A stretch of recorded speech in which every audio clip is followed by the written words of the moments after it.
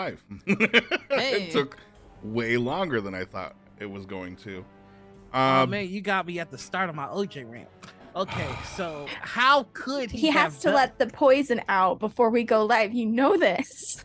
How could he have done it when he's such a good football player? That's my question. Why It's would they everyone's name question. him Juice if he wasn't the sweetest man? Right?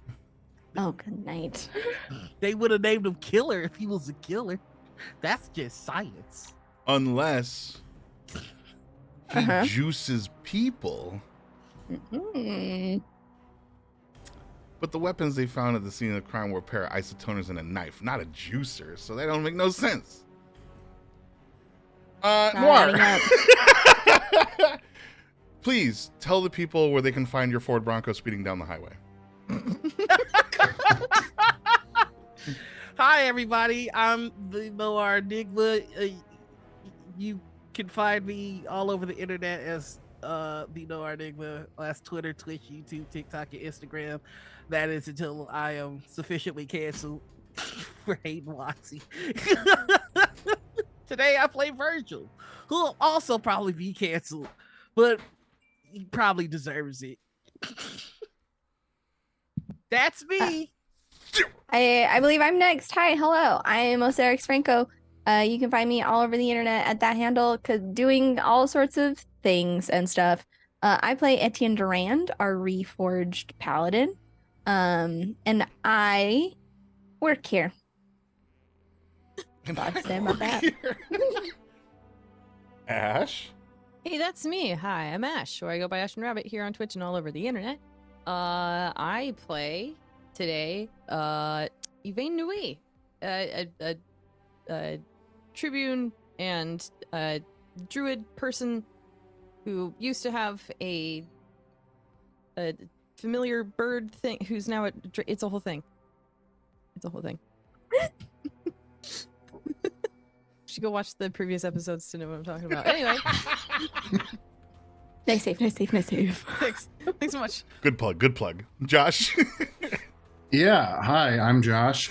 It's appropriate that Zoom keeps glitching out and having the right side of me just blur into a strange abstract horror because, as previously established, I only exist in the context of this game, and this is our final episode. So in a couple hours, I won't exist anymore, and onward to oblivion. Let's go. Josh doesn't have Can't object wait. permanence, but he's the object of permanence that he does not have. Whoa. Yeah, it's a lack of object permanence and an overabundance of solipsism. It's a very fun. Amazing. The self is the only thing I can Intersection of know, and I combo. know that I am not the thing of object of it. Oh my god! He speeds through time. I am Bright, and you're on my channel. Josh, let's begin the thing that makes us cry, and makes us laugh, and makes Indeed. us get up in the morning. The beginning of the end, as it were. I'm gonna cry. So last time, you guys were all in space and everything was fucked, as established. Yes. And you had a choice to blow something up or to try to shut it down, and you chose to shut it down. And after doing that, you were teleported away and woke up in a very dark room. And that's where we find you. So to sort of set the scene a little, you've gone through a few portals at this point. You've kind of, wouldn't be right to say you've gotten used to it exactly. It's kind of a harrowing experience every time. But this trip was especially violent, let's say. It was, you kind of had the sensation that while before you might have been traveling along sort of predefined paths, this time you were kind of just punching through time and space, and it felt appropriately gnarly. So you find yourselves in a cold, dark room, laying down on a metal grating floor. Your heads are spinning. There's ringing in your ears. There's bile at the back of your throat. You're not feeling great. And as you kind of are slowly picking yourselves up and trying to get a fix on something, and it's all real dark in here, so it's kind of hard to, I mean, some of you guys have dark vision, so it's not as difficult, but sort of hard to get a real, fix on where you are, what's going on. There's these flickering after images around you that you see. And at first they're all kind of inchoate and it's hard to make out. It's kind of just a series of blurs and flashes. Sometimes you might hear someone screaming or hear someone laughing.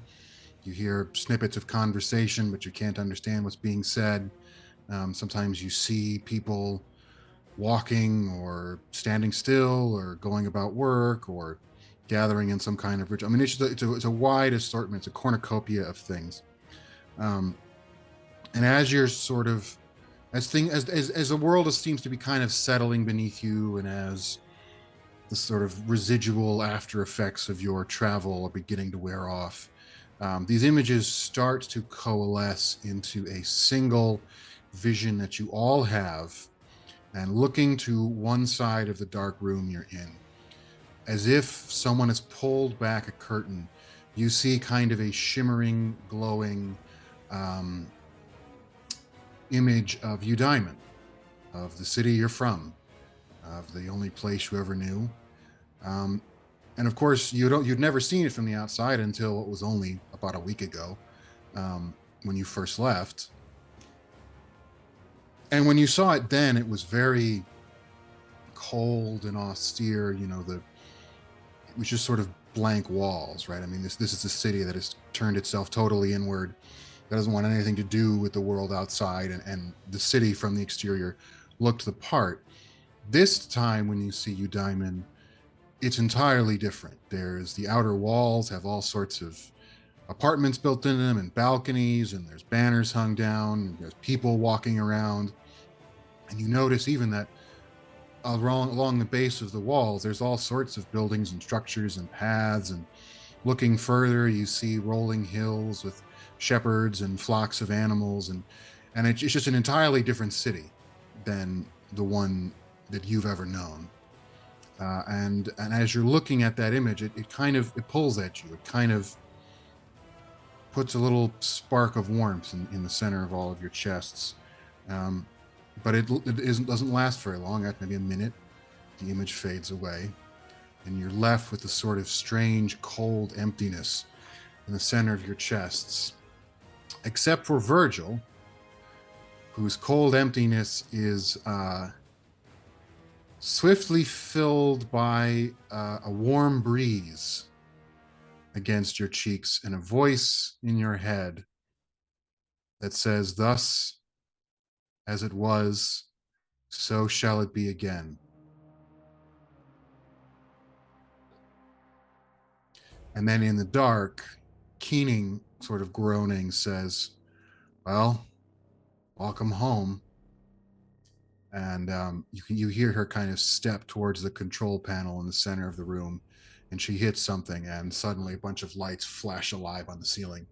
And you're all kind of momentarily blinded by the sudden brightness, but then you're able to sort of, adjust and blink through. And you're standing inside a portal room like pretty much all the others you've been in thus far. Only this time, looking around all of those little metal circles you've seen, you notice that all of them are broken. Some of them are laying in pieces on the ground. Others are just split in two. And there's a kind of acrid, bitter smell in the air.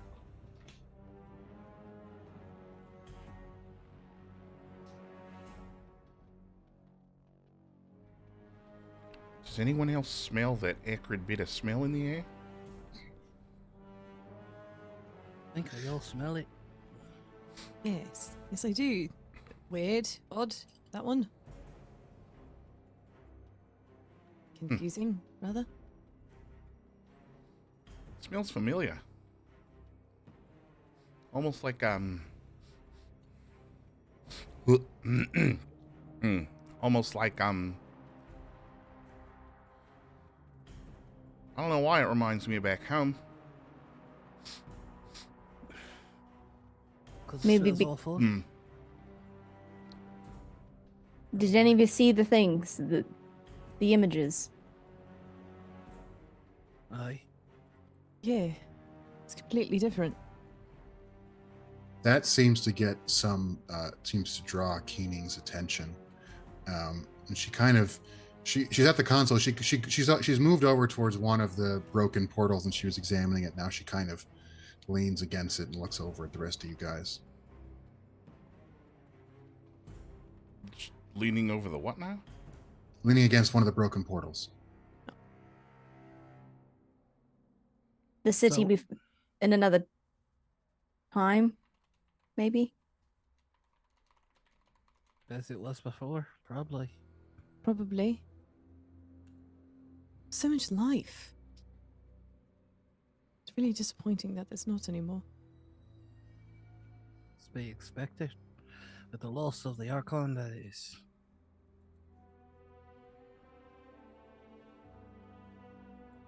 So, where to now? Keening says, "An excellent question. We seem to have trashed the place with our, shall we say, unorthodox arrival. But hopefully the door still works." What about the one we left behind? They're gonna be okay.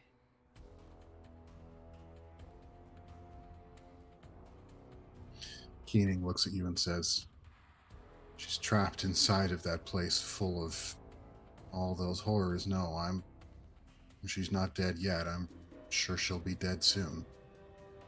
So, it's a pity. And a nice bow. She made her choice.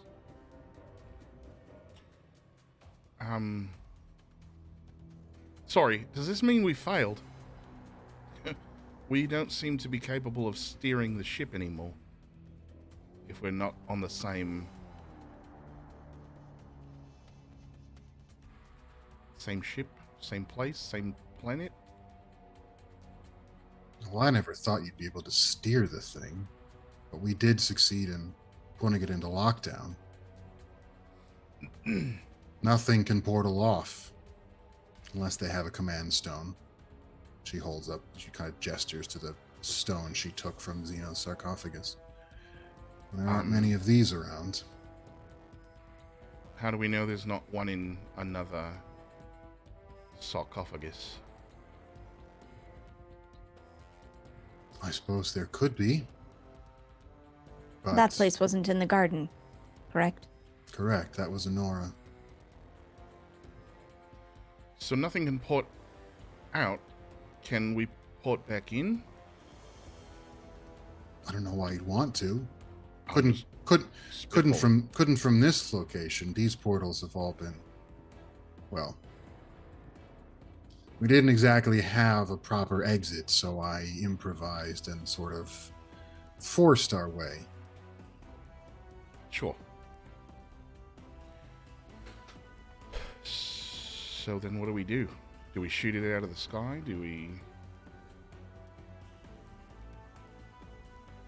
Etienne's gonna get up and move over to the door to try and get it open. Mhm. And as he does, he says, "We finished our job." Keening says, if I've aimed us correctly, we should be just a few leagues outside of Eudaimon. There were half a dozen portal complexes around the city. I thought it best not to aim for those within the city itself. Ancestors only know what condition they're in. Probably wind up in the middle of some wisdom's laboratory. But if we can make the surface, you can go home. You've got the book. You've accomplished your task. She kind of looks around at everybody. Not that you'd know it by looking at the lot of you. Doesn't really feel like it, does it? This thing feels wholly unremarkable. At least in terms of the content of this book. I mean, it's useful, I think. So maybe that's it. It's not Let's find massive weapons or things to defend the place. It's to keep it alive.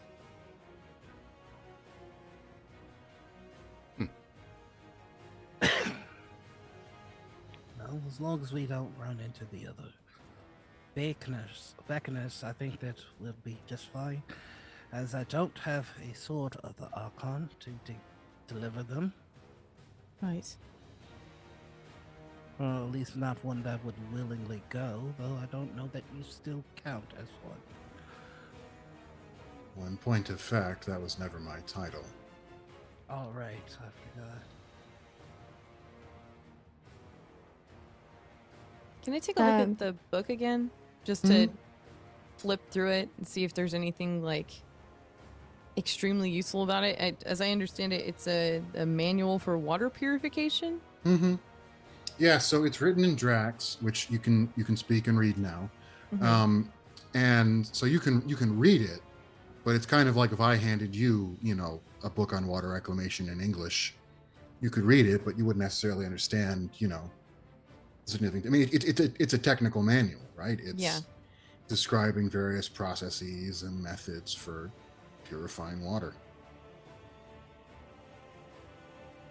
Well, let's go deliver the book and be done with it. And then what? Yeah. I don't Uh, know. Another help us. assignment, life. We get to kind of move up, don't we? For bringing this back. Life becomes a bit easier for us. That's my understanding. What would you want it to be, Cass? I'm not sure. I mean, seems pointless to have citizenship when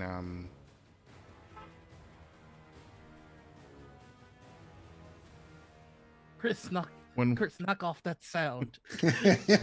stop it. Not the top of the day quite yet, Chris.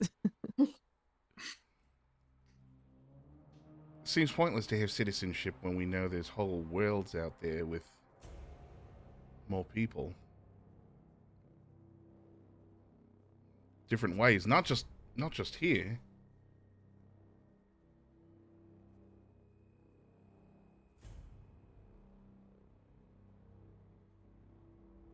All the same, I'd rather be done with it. As it stands now, we're in their debt, we're in their servitude, and I would like very much for that to be over.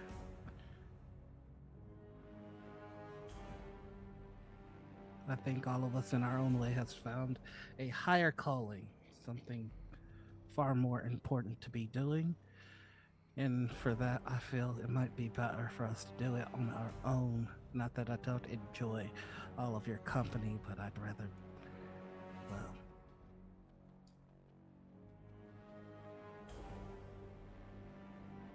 Rather what? I'd rather be with my own. Meaning? I think it's been painfully clear this entire time that we've been traveling that we all don't exactly see eye to eye on some very important things.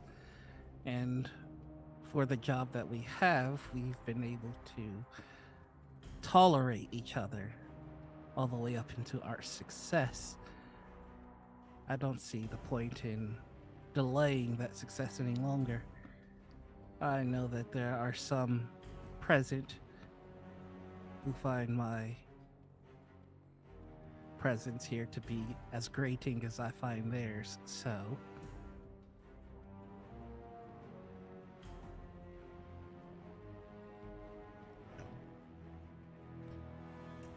So as you're saying that, you have a feeling in the pit of your stomach, kind of a sinking feeling, kind of a bitter taste at the back of your throat.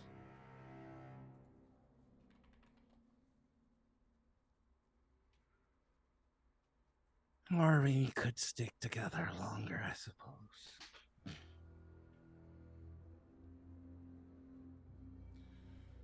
Don't seem too pleased with that idea. It might be necessary. Well, there's not much else to go around for God. here, right? I mean, Yeah. like I said, there's literal paradises elsewhere.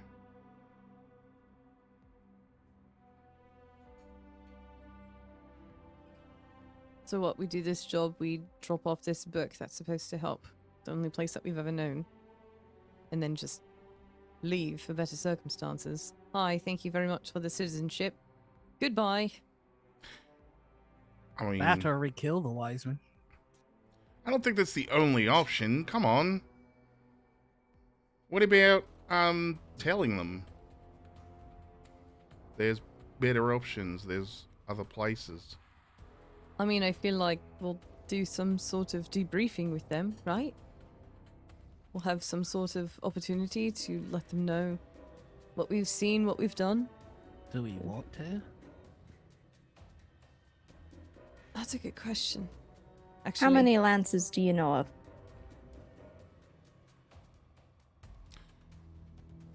Well, there's the one. Besides us. The one group we saw, the big Mhm. heroes. The what were they called? What were they called? The There was- companions of the companions of destiny. Yeah, you all. Yeah, I mean, the you all know. They're companions like- of destiny. They walked in when we were on our way out. Hmm. World-renowned heroes, shiny as gold. How far out from the city did we get before the world changed? With, You with, guys went. It was the better part of a day, I think, as I recall. So we traveled a day to discover everything was different. Hmm. How long have the lances existed?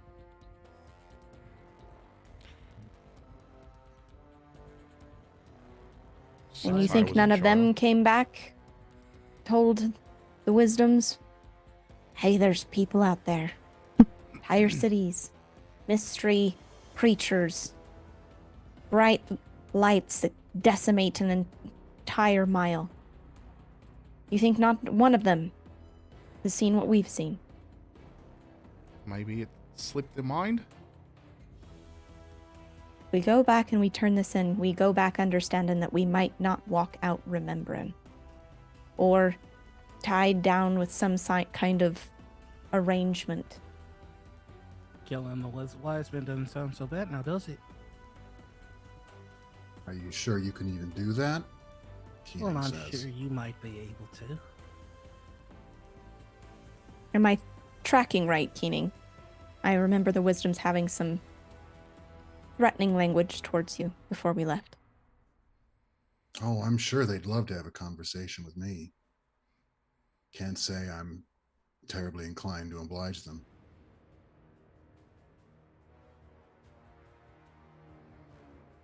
I'm just saying, you're speaking about killing them as if that's easily done. And Well, I don't think you have any reason to suspect it would be. well, I'm a simple man. I know that I put an arrow in the heart of most things, they stop living. So I'm willing to test that theory out on them as well.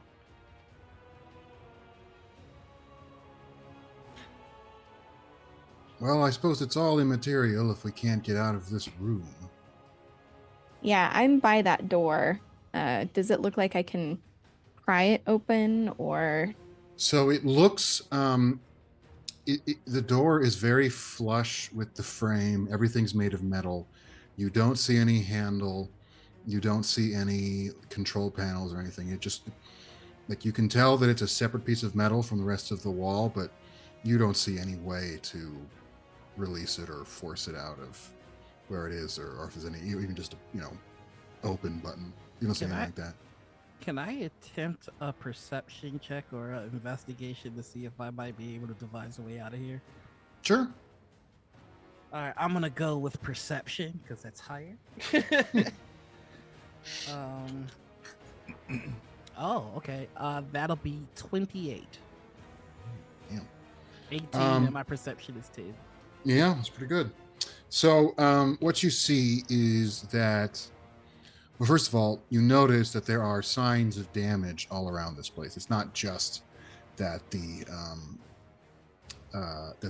portals themselves are like broken in half. Like bits of the wall have buckled, and looking beneath the grating at your feet and looking down, you can see things that are out of place and bent and twisted. So clearly your arrival has sort of caused general, destruction to this place, or perhaps there was all things were already broken before you got here. I suppose that's also possible. There's no real way to tell. There's no like control panels anywhere other than the one in the very center that Keening used to turn on the lights. That appears to be the only way of making anything in here work.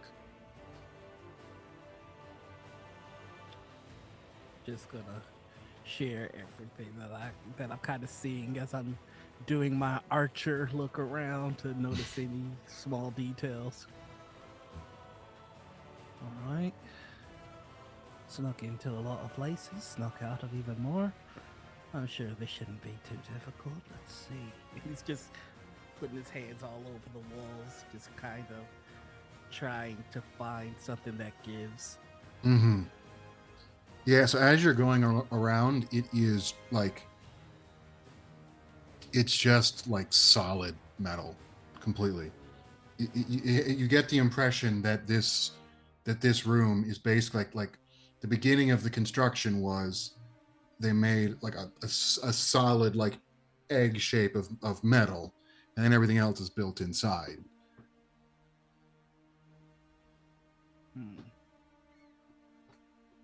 So the door should, as far as you can tell, be the only way in or out, other than the portals, all of which are broken. I'm gonna finagle with the doors a bit. I've got my thieves' tools, if that helps at all.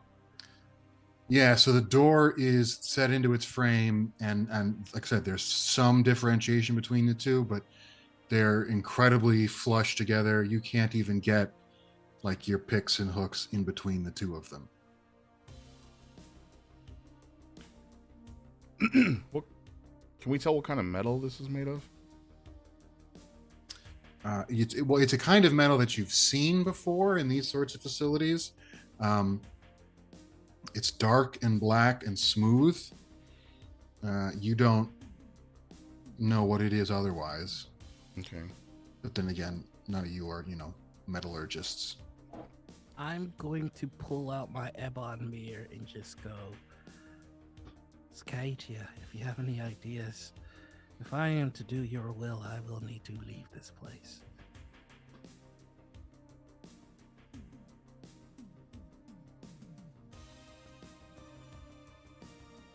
And other than that, he's just gonna keep doing his thief thing, trying to find something.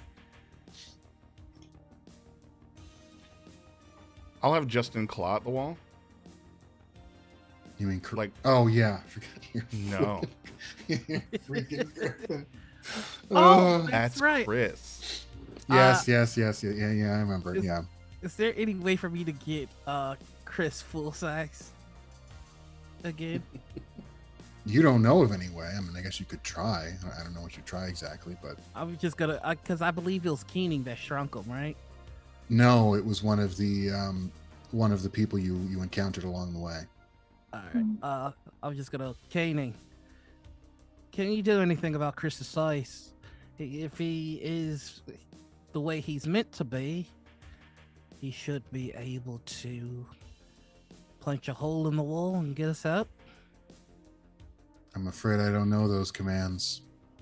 I suppose you could have him try punching now. I think he's still pretty strong. All right. Well, Chris, and I'm gonna say, hey, Drax, punch the hell out of that fucking wall.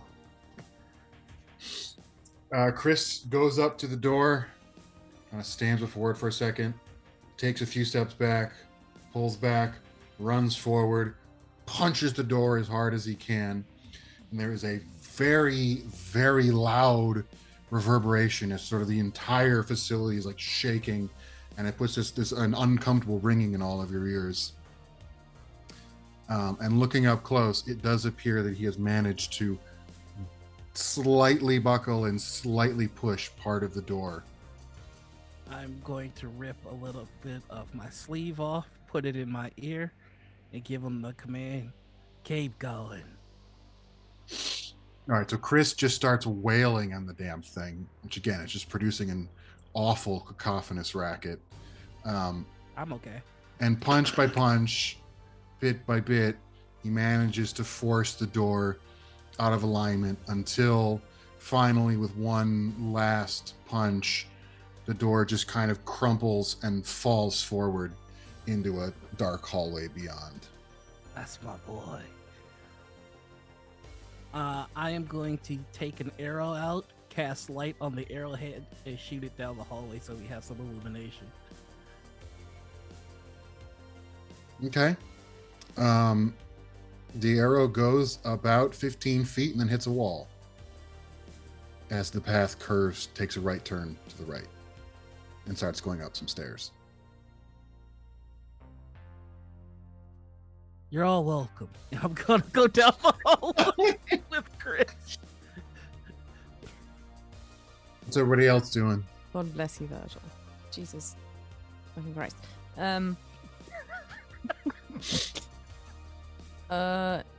I guess kind of following. I'm trying to like pay attention to Keening and seeing what they're doing.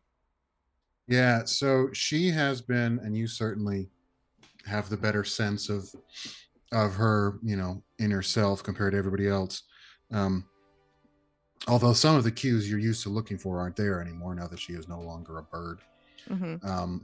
But she has seemed a bit wary, and she spent most of her time watching everybody else, kind of studying them. You get the impression that something is clearly on her mind, and something is kind of bothering her, and she's sort of gauging everyone else for some reason. I would try and like sidle up to her. Mm-hmm. So, Keening. I'm still trying to assess your emotions here now that I can actually see them. I mean, it's not just a flick of some feathers or, kind of slumped down bird-like behavior.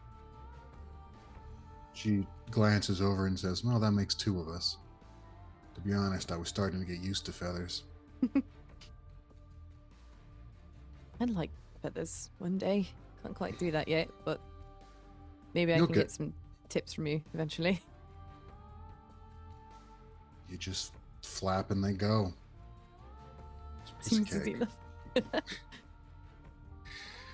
And in these dark conditions, you can really see how her sort of color changing scales work very well. Like it's almost difficult to see her as she's kind of leaning against the sides of this room.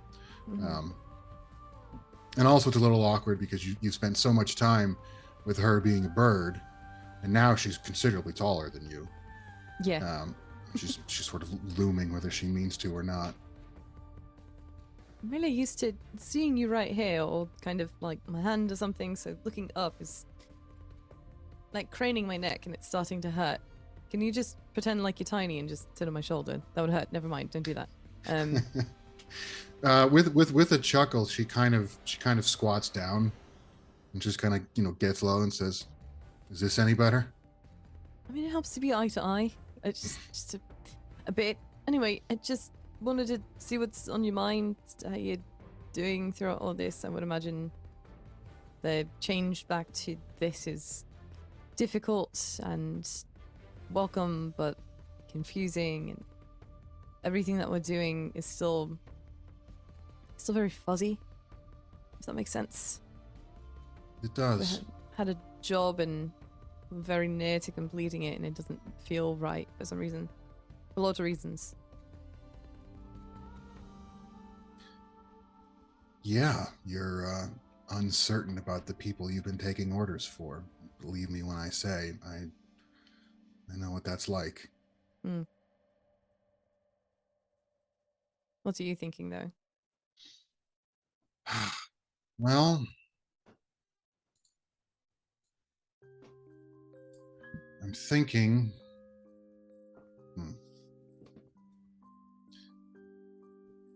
I'm trying to put together the missing piece. I mean, these wisdoms, right? These. I haven't been quite able to figure out what they are, to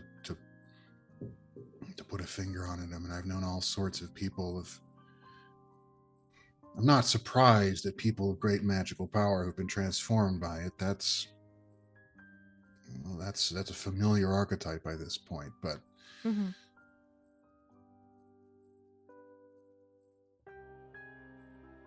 it's the particular confluence of how much they know and how much they seem not to know. I get the impression that ultimately, despite their great power, they are playing with things they don't fully understand or comprehend. I suppose that's not hard to imagine. Not even the Archon fully understood all the engines she was working with. Mm-hmm. We're all starting from the great founders and star shapers themselves. So each new succession of us, we know a little less. Everything we can do with it is a little smaller. And that's been the slow, steady decay of the worlds since their beginning. I guess they're just the latest. The pile gets ever smaller, but there's always someone to sit on top of it. And I think you all are asking the right questions. I hope so. Some of these reclaimers are famous, precious few of them.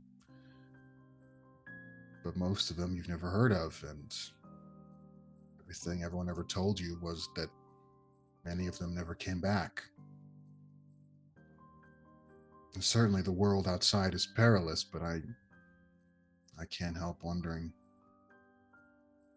if there's something else going on to all of this. You are not alone in that thought.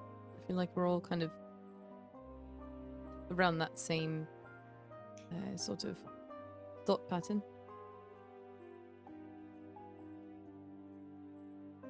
I guess my question is, and this is very broad and it's more so, it doesn't really need an answer, at least not right now, but if we do something about the wisdoms, or we find out about their true purpose, or what have you, who takes their spot? Just another person or group with interesting intentions for a debilitating city on a dead world? It's a good question. Maybe to put more of a practical concern on it, if you get rid of the wisdoms, who keeps the engines running? Who Yeah. makes the food? Who purifies the water? Mhm. And keeps the lights on? For better or worse, you diamonds reliant upon them. They're the only ones who know how to make things work. Mm-hmm. I have some thoughts, but I'll reserve them for now. In any case, I think perhaps we should get out of here. I worry that we have ruined this place enough that the whole thing might come crashing down on our heads. So We don't want that. Let's move with haste. stands up and starts walking to the door and heading out. Any vein follows. Is anybody else doing anything in the deep dark portal room? Yeah. Cass is gonna reach into one of his pouches and pull out 4 small pearl-sized beads. And he's just gonna kind of fushigi them between his fingers. They're going to emit a soft light as they grow larger, and he's gonna they grow to about a small apple shape, 4 of them, and he'll hand them out to everybody. And he'll cast dancing lights. Keep them close. They'll make it easier on those of us who aren't me.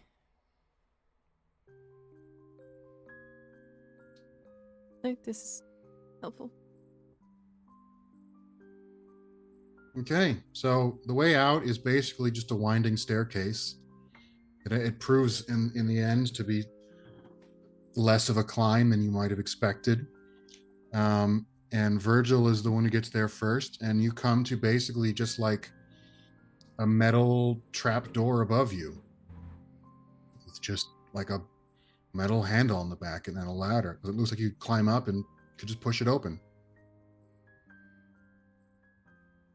Being a rogue, I am going to check for traps before I go to open this thing. Okay.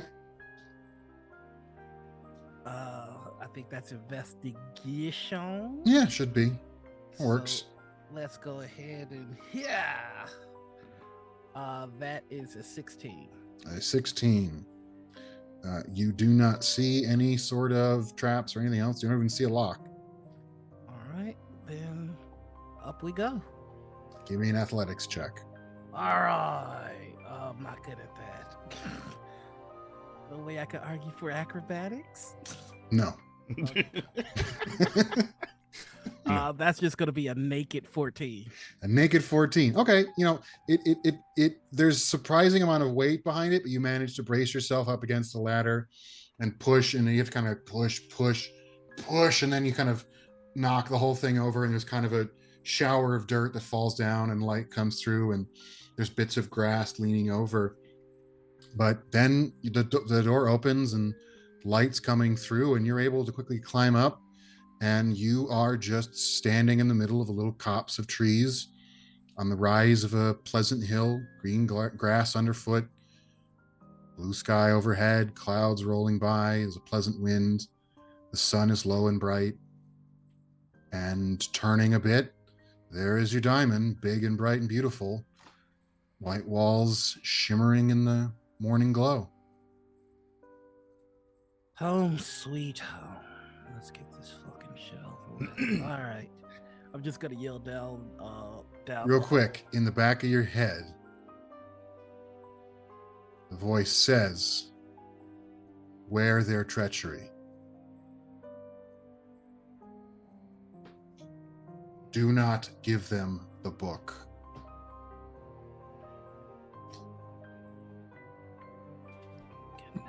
All right. Totally unrelated to this. Sorry. Guess I should have said something sooner, but Cass is going to be like, are we sure? Excuse me. I don't know why I was French for a second there. Because Listen, man, Miss portal travel can do a Miss number on Poignet you. a whole bunch. Poignet. Are we sure about this? This seems, Let me know. Real quick, has everyone followed Virgil up and everyone's now outside? Or are you Yeah. all still? Okay. yeah, once I've surfaced, I'll say this. Mm-hmm. This almost seems like we're walking into an intentional trap.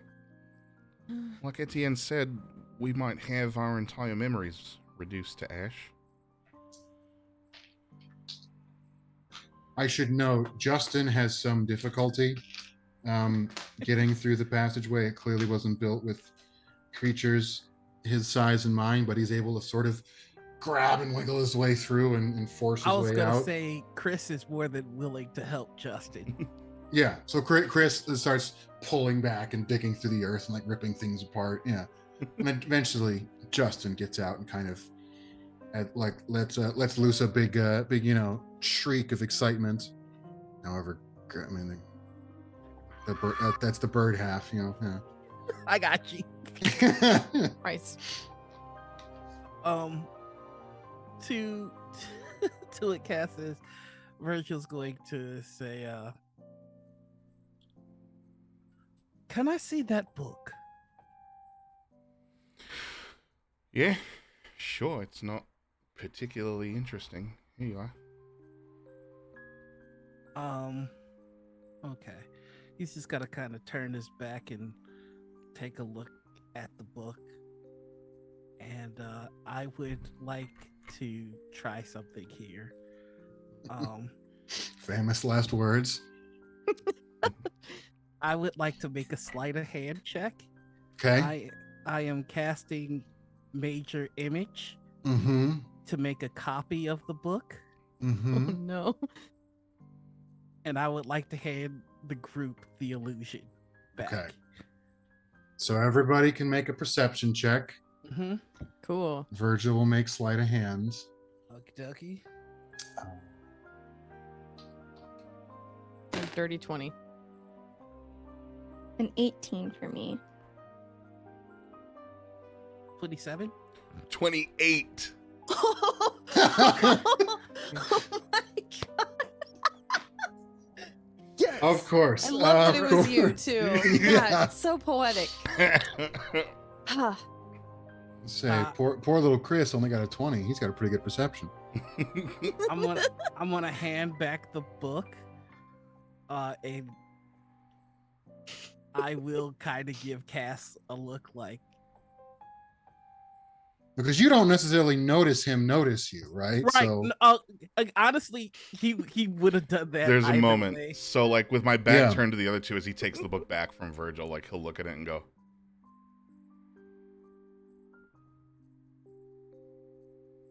and Because he'll- you immediately know it's not real. right. And he when passes you touch off it, yeah, to- because it's major image, right? Once you touch it, you know it's not. I do believe Major Image. It feels the same. Let me take a quick look. Okay, so Major Image says you create an image of an object, a creature, or some other visible phenomenon no larger than 20 foot. Yeah, seems cube. completely real. Okay. the last Yeah. the last piece says Physical interaction. interaction reveals it to be an illusion because things can pass through it. Okay. Yeah. So I'm just gonna kind of give it back to.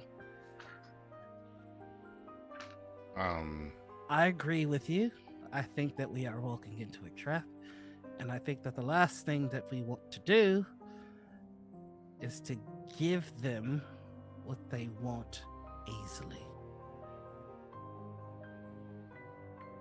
Cass will make it look like he's putting it into, like, a pocket, knowing full well that it's just going to vanish the minute he does.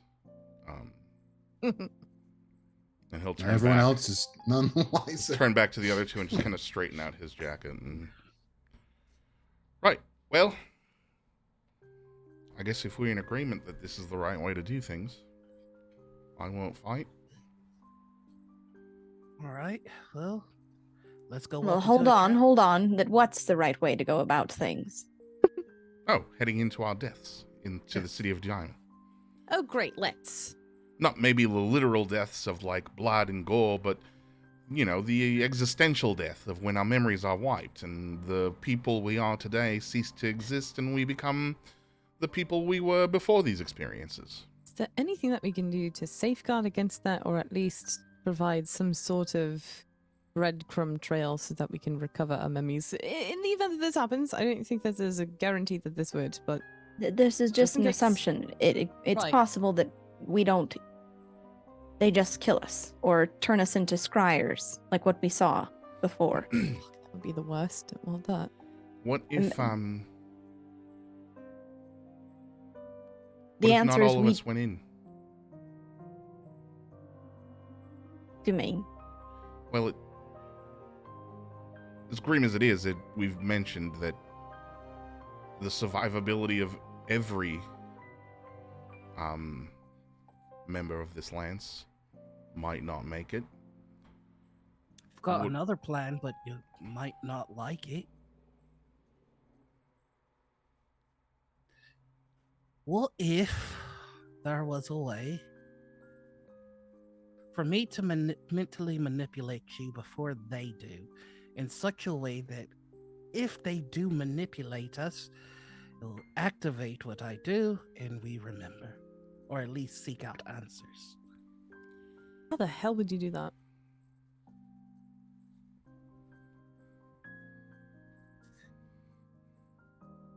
I've got ways.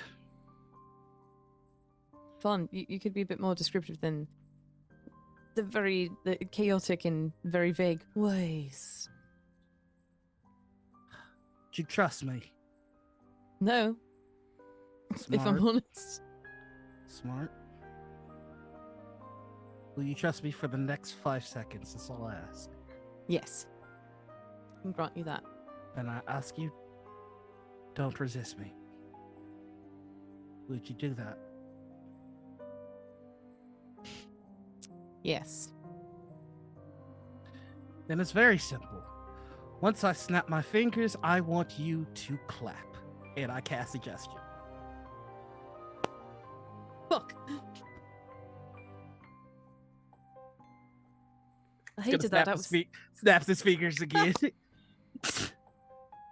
I'm hyper aware of what I'm doing and trying actively to fight against it, but Now, what were to happen if for some reason you didn't remember this, but I still went?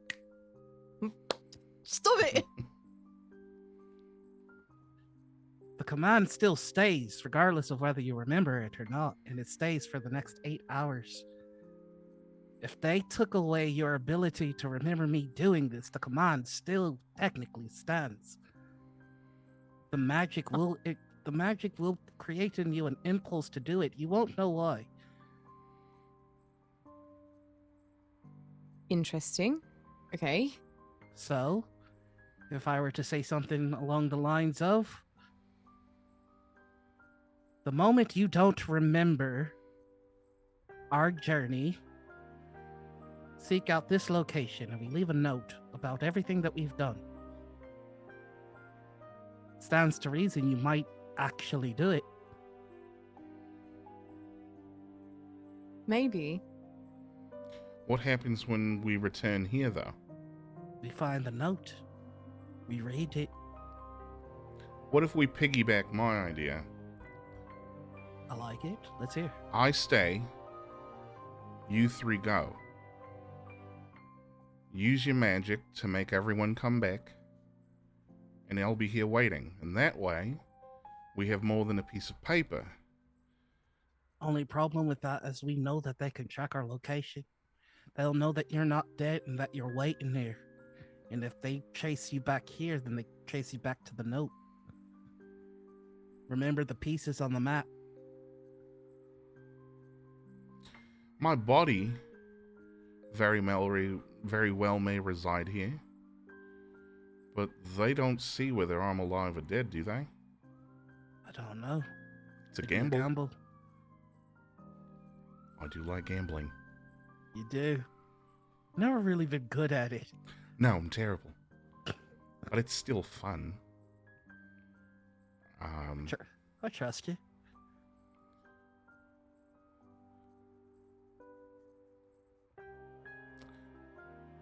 What say you two?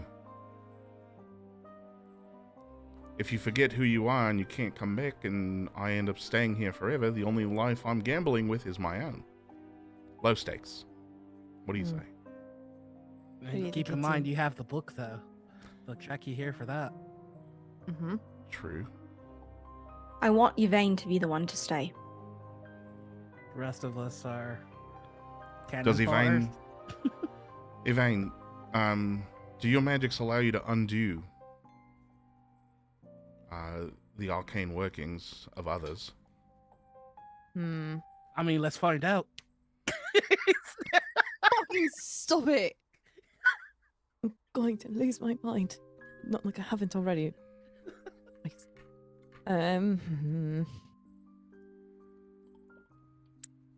Keening walks over, puts a hand on your shoulder, closes her eye for a second, and dispels the suggestion.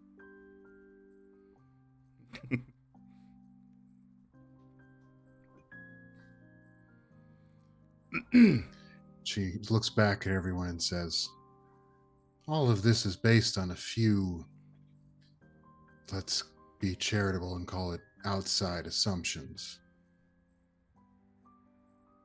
You think you can leave a sleeper spell in someone you think the wisdoms won't know it's there? Won't just unweave it? Won't just cleanse someone's aura as a matter of course? Well, Caning, I think that I'm attempted to find solutions and that you're being a right asshole, but that has always been your way. So why don't you give me a solution or kindly shut the fuck up? You do not need to be that rude to her.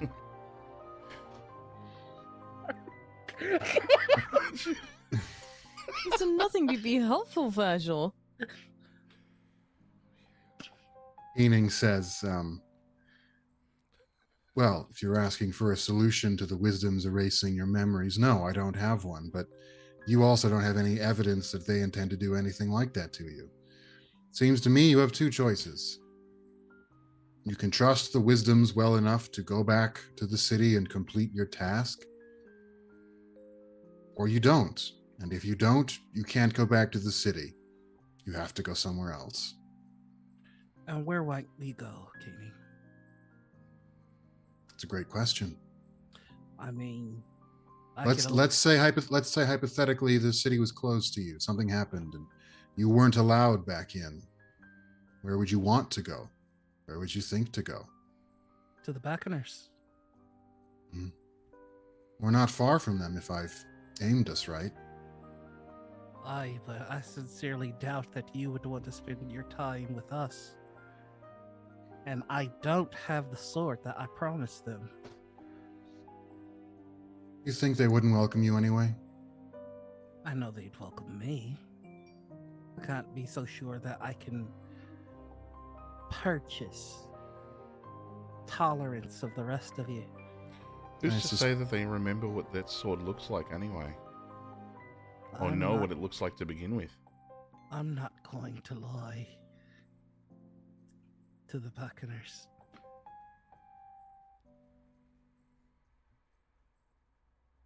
Everybody make a perception check.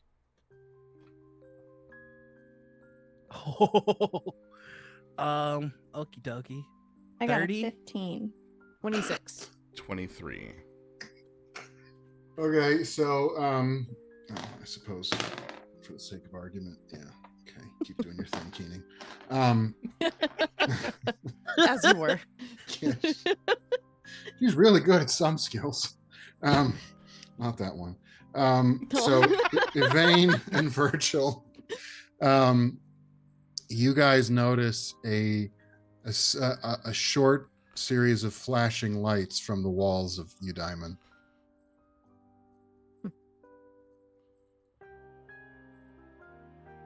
The hell is that?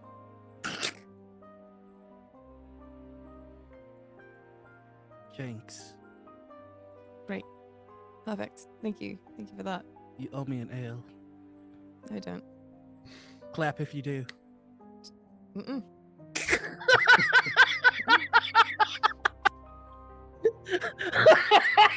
Mm. I refuse. Play to your fucking games.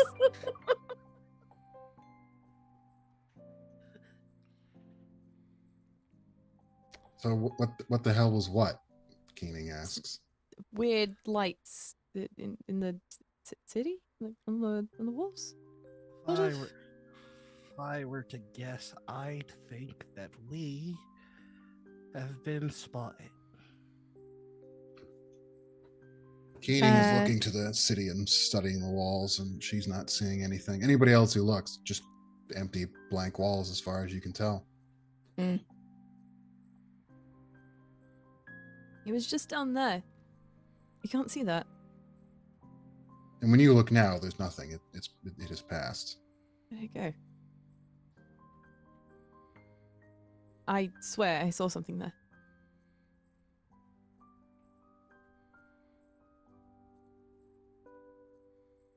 Oh, Beckoners or the wisdoms. So far, that seems to be the choice. Pleased with it either way, but Oh, So there is a sudden rushing of air blowing from behind you guys, blowing forward down the hill.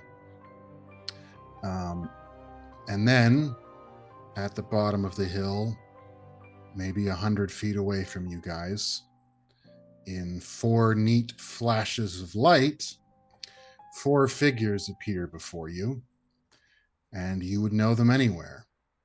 They are perhaps the most famous people in all of Eudaimon. It's the Companions of Destiny. fucking shit. And on their sudden arrival, we're going to take a little break. Shit. Fuck. I wasn't ready. All right. Well, don't go nowhere. We're going to take a break, and I'm going to drive downtown and punch Josh in the face. Be right back.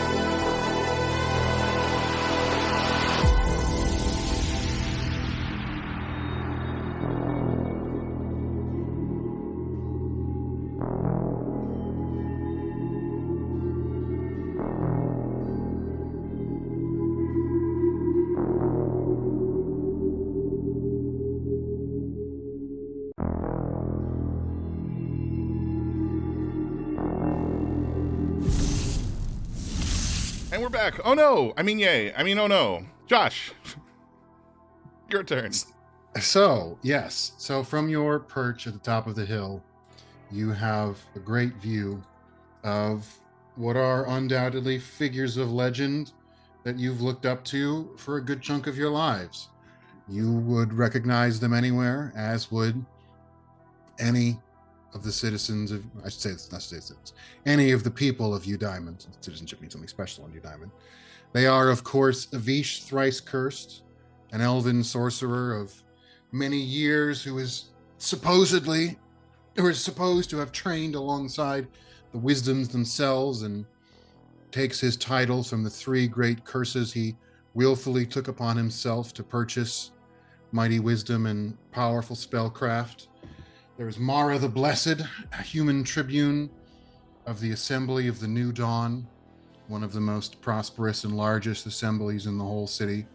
It is widely said that no one is more beloved in all the city than her. There is Valarax the Graven, a man who reportedly was once human or something near enough to it, but who has been reforged to such an extent as to be something of a physical walking automaton. And last of all, appropriately, of course, is Tane the Last, a gold drake and knight who is most renowned for his trademark weapons, the polearm Last Word and the javelin of Burning Fury. Again, these guys are basically superheroes. People write songs about them and perform plays. They don't quite have merchandising deals because we don't have quite that level of production in Eudaimon, but Do they have a Disney Plus show yet? I'm sorry. I mean, it's in the works, right? There people are talking to the mouses people. But from down on the hill, they look up at you.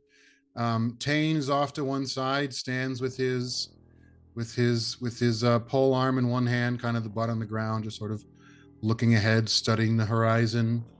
Valarax, who is basically just a giant hulking thing of metal that supposedly has people bits still inside of there somewhere, is just this sort of unmoving statue.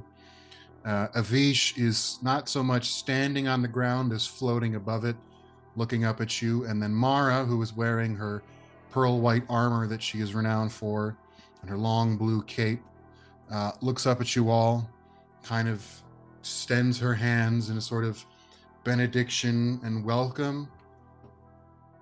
And she says, "Well done.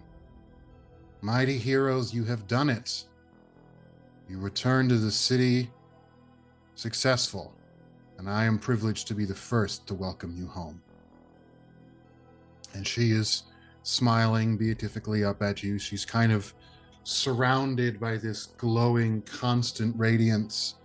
It's sort of like, as soon as you look at her, you're sort of compelled to look longer and just kind of stand there and stare. My, I ask, what makes you so certain that we were successful? We might be returning abject failures. Avish looks over to you guys, and he is an elf, and he's very, very old. He's this long, gaunt frame with this very long beard. He wears red robes that kind of dangle below the ground. And again, he's not walking; he's kind of floating above the ground. And his robes are kind of dangling there below him, and he's got this old gnarled staff in his hands. And he says, "Few things are hidden from my eyes. We know you come with the bounty in hand, and we commend you for it. Precious few are brave enough to enter this noble fellowship of ours, and fewer still are stalwart enough to return. Truly, you should count yourselves, well, you're simply remarkable, aren't you? You'll forgive me. Mara is the wordsmith, not I." And he kind of looks off to the distance and seems to get sort of lost in thought, kind of, you can imagine that some arcane mystery has just come to him afresh, and he's now contemplating it and imagining its intricacies, and he's off there are all sorts of stories about this guy. There's people that say that he doesn't one of his curses is he can never see the present, he only sees the past, or he only sees the future. There's a million stories told about him. No one really knows what's true or what's not, but thus far he seems to match expectations. I hope, And oh, I'm go ahead. sorry. He was just gonna say, I hope that you can forgive me in turn. Lots of things escaped my eye. I was wondering about the whole noble thing. I was hoping that you might be able to answer a question for me. What lies outside of New Diamond? Mara kind of exchanges a glance to the others and looks back up at you and says, "You've seen it yourself.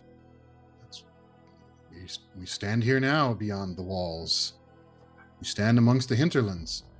If I have understood the Wisdom's report correctly, you have trekked across the salt lands and returned, so you've seen quite a bit of the world beyond the city." Yes, and it's nothing like we were told at all. Well, who could? It's the sort of thing. How could one describe it? It has to be seen directly, as I'm sure you would agree. But don't you think we have a responsibility to the people to tell them there's a world outside of the city? Food, plentiful food and land. Mara looks at that and she smiles at you the way a parent would smile at a child. And she kneels down and she gets a tuft of grass in her hands. She stands up and holds it and lets the wind blow it away. And she says, "People can't live on grass."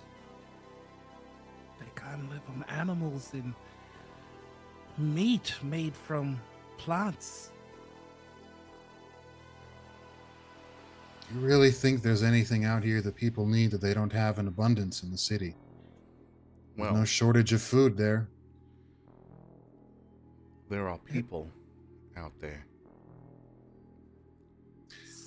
Avish kind of like almost growls low and says, "If you can call them that." They are still people of this world, regardless if they live in the city or not. Avish is he's got his hands up and he's kind of going through these slow gestures, again, as if he's like seeing a reality that no one else is seeing, and says, "You have So what seen is it? much of the world beyond the walls, but you have understood not much of it, I think." So what is this then? Are you to escort us into the city, heroes of Eudaimon? Indeed. Did the wisdom of antiquities not say to you, and this is Mara, I should say, did he not say that you would receive a hero's welcome upon your return? And here it is, and here you are. What if I just wanted to give you the book and be on my way? She kind of looks to the others. "I can't say I understand why you wouldn't want to go back to your home and receive the rewards that will be draped upon you. You'll be citizens." You From know, what I understand, citizenship comes with the understanding that we're a bit more privileged with the freedoms to do what we please. No? Well, I suppose in a sense, I prefer to think of it as citizenship makes you a full and true member of the city. It gives you right to stand in the ecclesia and vote upon the matters of interest to the city, to stand for election to any number of offices. It's the reason people are willing to embark upon these mad adventures in the first place. Understood, but there is an entire worlds of exploration to be done.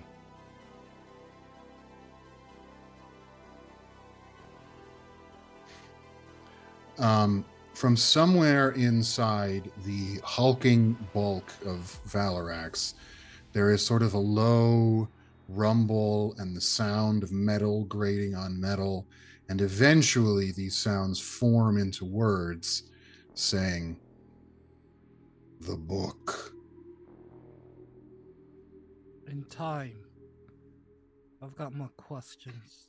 Mara kind of puts a hand back towards Valerax and says, "Hey, if it is your desire to remain above and beyond and out in the world, I suppose we cannot stop you. It is simply an unusual request is all. If you hand over the object of your search, we'll make sure that Udeluvasrian has it swiftly in hand and is put to the service of the city, and all will be satisfied. It's a quite unusual conclusion to the whole affair, but as I say, I suppose we can't stop you in it."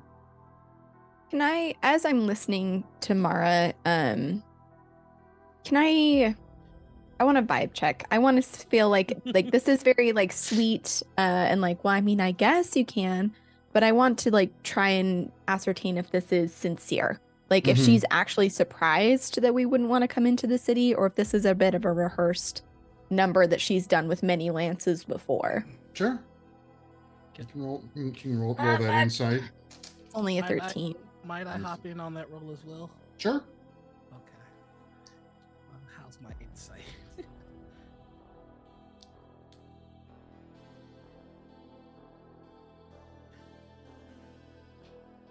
Oh, it's actually really good. I thought mine was good, and then I rolled bad. 27. Okay. So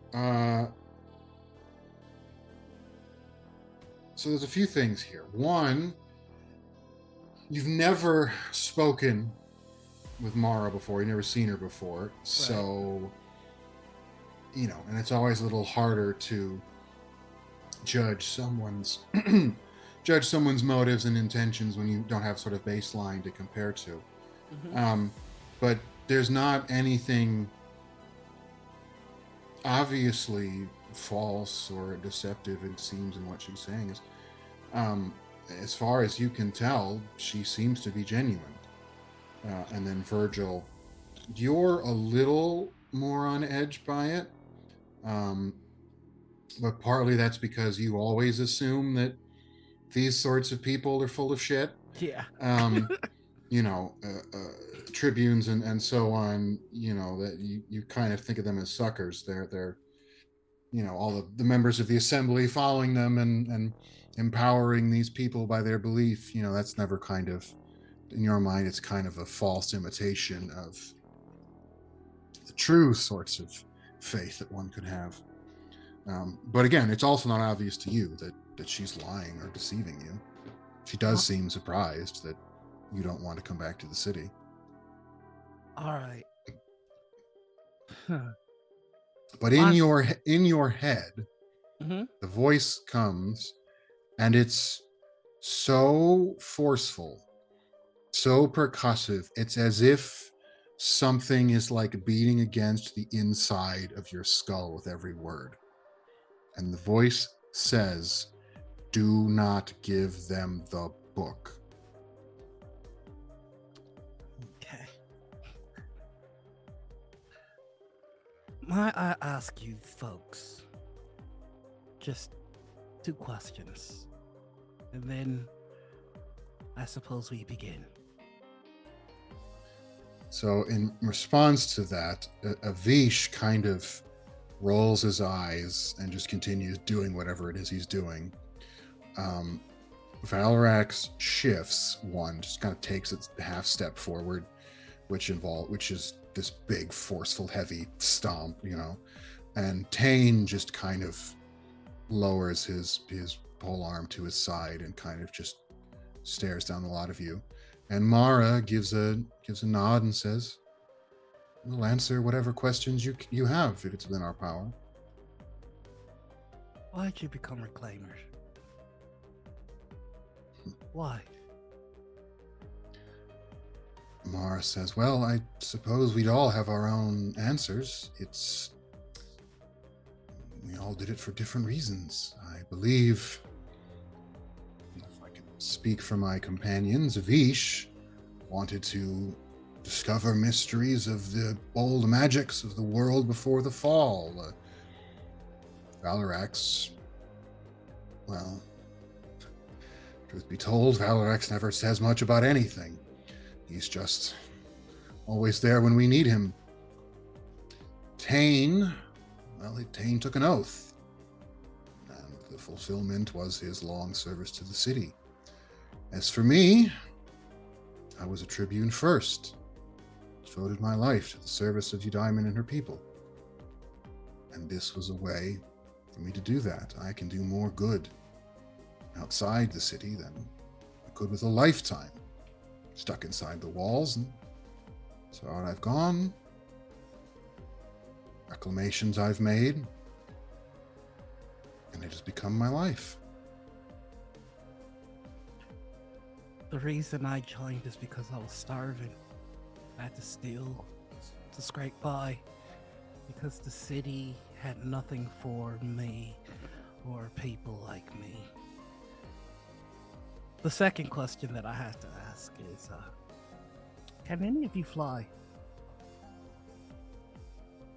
I should note that Tane does have wings, so you probably would assume that. I should have Okay. mentioned that he has My big bad. gold wings behind him. But Mara will say, "Well, it's a fairly simple trick of magic, as I understand the query. It's not my preference. I've always felt safer with my feet on firm ground." Just gonna look back at the rest of the group. When Virgil fucks up, he has a very particular face. There's He has a the tell. yeah, there is a he's gonna do something stupid look. If there was like a wattage thing, it's on maximum wattage as he looks at you. And he goes, "Simple trick of magic. I'd love to see." And I am going to activate the wings and take off towards the beckoners. Oh So shit. you're just gonna try to fly away. Okay, so it's not an obviously hostile act, but you are flying away. Okay, very interesting. Okay, what's gonna happen is that we're gonna go on initiative. Okay. So everybody, give me those beautiful initiatives. It's a 15 Rolling for good. me. 10. Dirty 20. 21.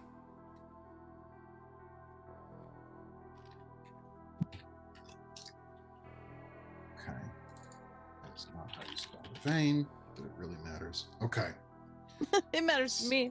so as soon as Virgil takes flight, there is just like an immediate tension in the air. Tane has his pole arm ready to go. Valrax is like instantly in like a linebacker stance. The radiance around Mara starts like shimmering more brightly, and Avish, who a second before was like lost in his own little, suddenly it's just like looking right at you guys and has his hands out towards you guys, and we go.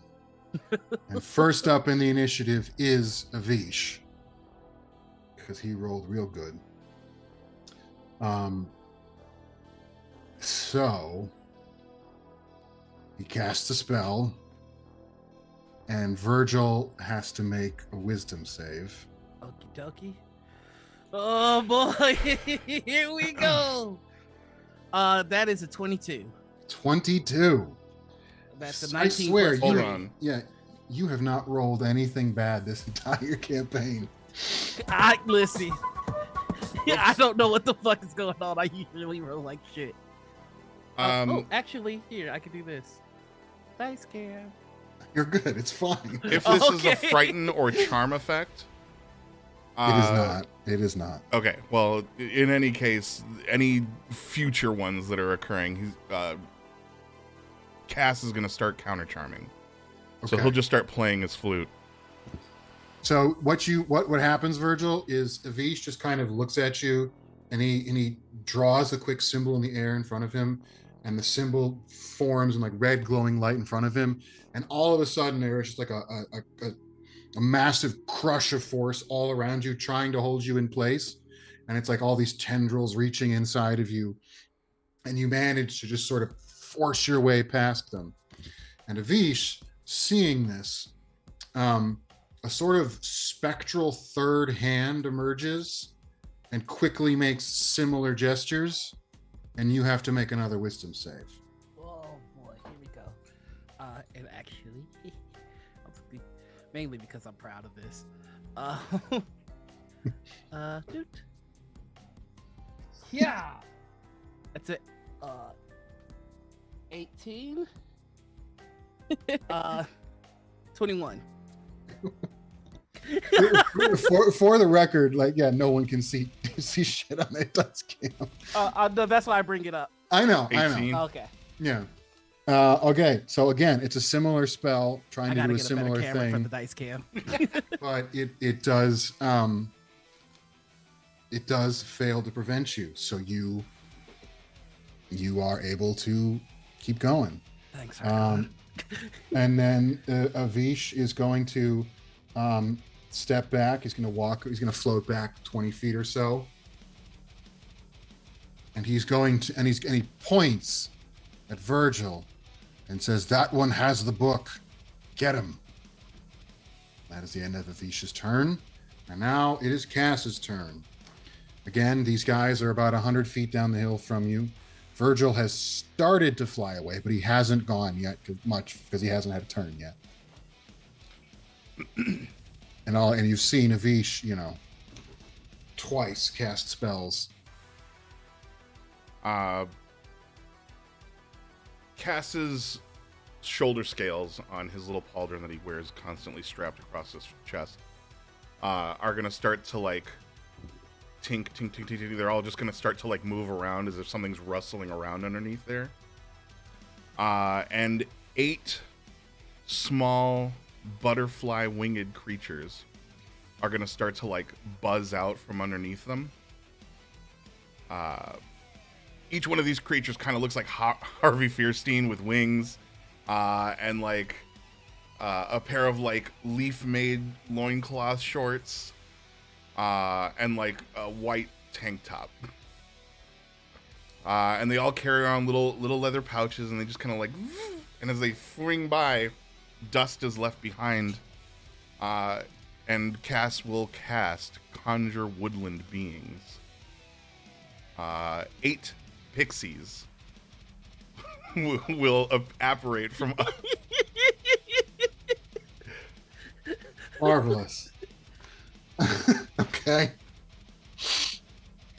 I think that's the action. Let me double check something real quick.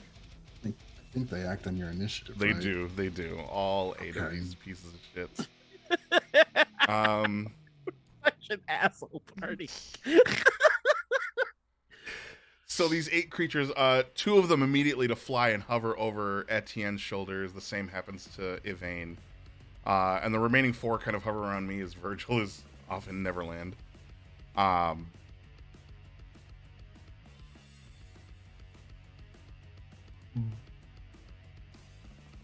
Each one of those pixies, the left one is going to cast the same spell on the 3 of us.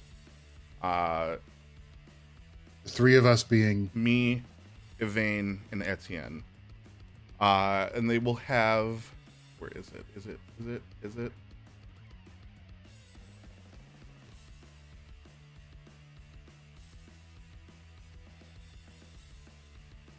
They're all going to get fly cast upon them. okay. And then each of the little pixies is then going to just like hover up and land on the shoulder and like crawl underneath whatever armor they're wearing and like sit there and just like snuggle up. And like you'll just hear in their like little voices be like, "Fly!" And you now have like this little plenum space under your feet as you feel like your feet kind of just pick up off the ground, but you don't fling yourselves upward necessarily until you're willing to do so. And real quick, how many hit points does a pixie have? Oh, jeez. Negative. They don't One exist. each.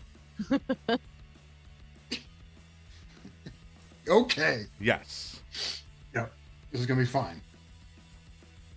Don't worry about anything. The second pixie, each one of them is going to cast greater invisibility on Etienne and Evane. All right, so that's 1, 2, 3, 5 concentration spells. Again, the second one's nuzzling up under their armor where they can fit. Mm-hmm. And whoop, you're just invisible. Cass, on the other hand, the second one is going to cast Polymorph. Now, I don't know what these animals could possibly be, but I have to imagine that pixies know of every animal that's ever ceased, been, has been, or will be. Yeah, they know. Cool. So I can just use beasts willy-nilly then, from the at least the pixies' perspective. Sure. Yes. Sick. I will use a very tall, bipedal, short-armed lizard with massive jaws and a long, flowy tail. We've recently discovered that they might be slightly feathered, so there's little feathers that are tufted out from under these slightly backwards My guy, are you arms. turning into a T-Rex? I love this game so much. I love this game so This much. is the best timeline to be in. Thank you for this. We've gone absolutely unhinged. Gonna be real. I do not know how dinosaurs fit into this setting. We could just say they're a big old lizard. I'm just gonna use the dinosaur template. It's just No, big, it's all good. It's all good. You're yeah, you're good. a big old gecko if you want. Okay. No, you're a fucking dinosaur. Let's do it. Feathery Is there anything else on Well, your there's turn? 2 more pixies left, Josh. So the 7th one. Hey, I'm still there. I haven't flown off yet. You've taken off, and they only have a flying speed of. Wait, what's your fly speed? I haven't had a chance to fly yet. Okay, I so you're just still like- close. He started to go off, and then that's when it started. We went turn based. Okay, so you're just hovering just above our heads here. You're close. Right. He's I'm like right- in the middle of like liftoff when all this happens. Okay. Cool. Then I can still do this with 1 less. The 7th one will fly up over to Virgil, give him greater invisibility as well. Yes. And then the 8th and final pixie will cast. Let's see. Hold on. I need This to look is up so the spell. fucking overpowered. This is so gross and horrible. Summon my minions to do my bidding. Uh, Hooray. I'm just gonna say entangle on the square that these 5 are standing in. Entangle is entangle concentration? I Maybe? don't think it is. Yes, it is. Oh, okay. So yeah, I'll just write a little C above his Oh head. my god, that's awesome. Yeah, and so I guess with entangle they'll need to make dex or strength saves. Hold on. Strength saves against their spell DC, which is 12. Not very high. It's a strength check, I believe, so it might give the lizard some pause. I just realized that they said that they all look like Harvey Fierstein, so instead of the fly, you're hearing fly, you fool, fly. Get out of here! Hurry, What are you doing? What are you doing? You're facing off against the Avengers! Get out of here! Oh my god, we have to leave. Call your mother. Go, go. You can't go one-on-one with Iron Man! Are you crazy?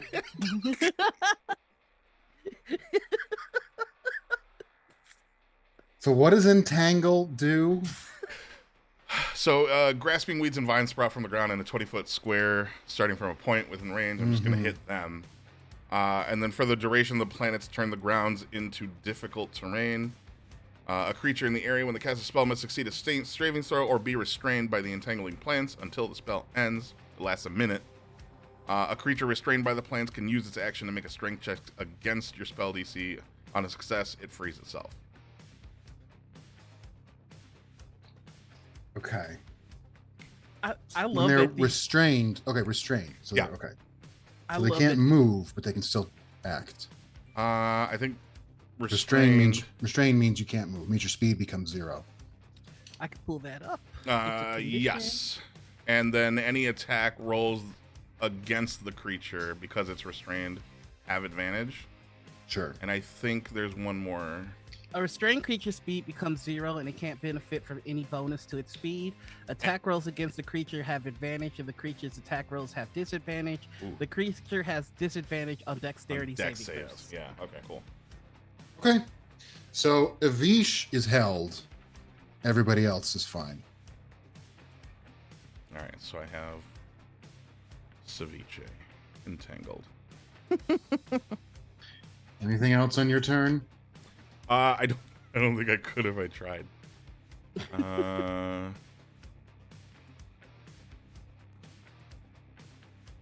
No, I can. And I will.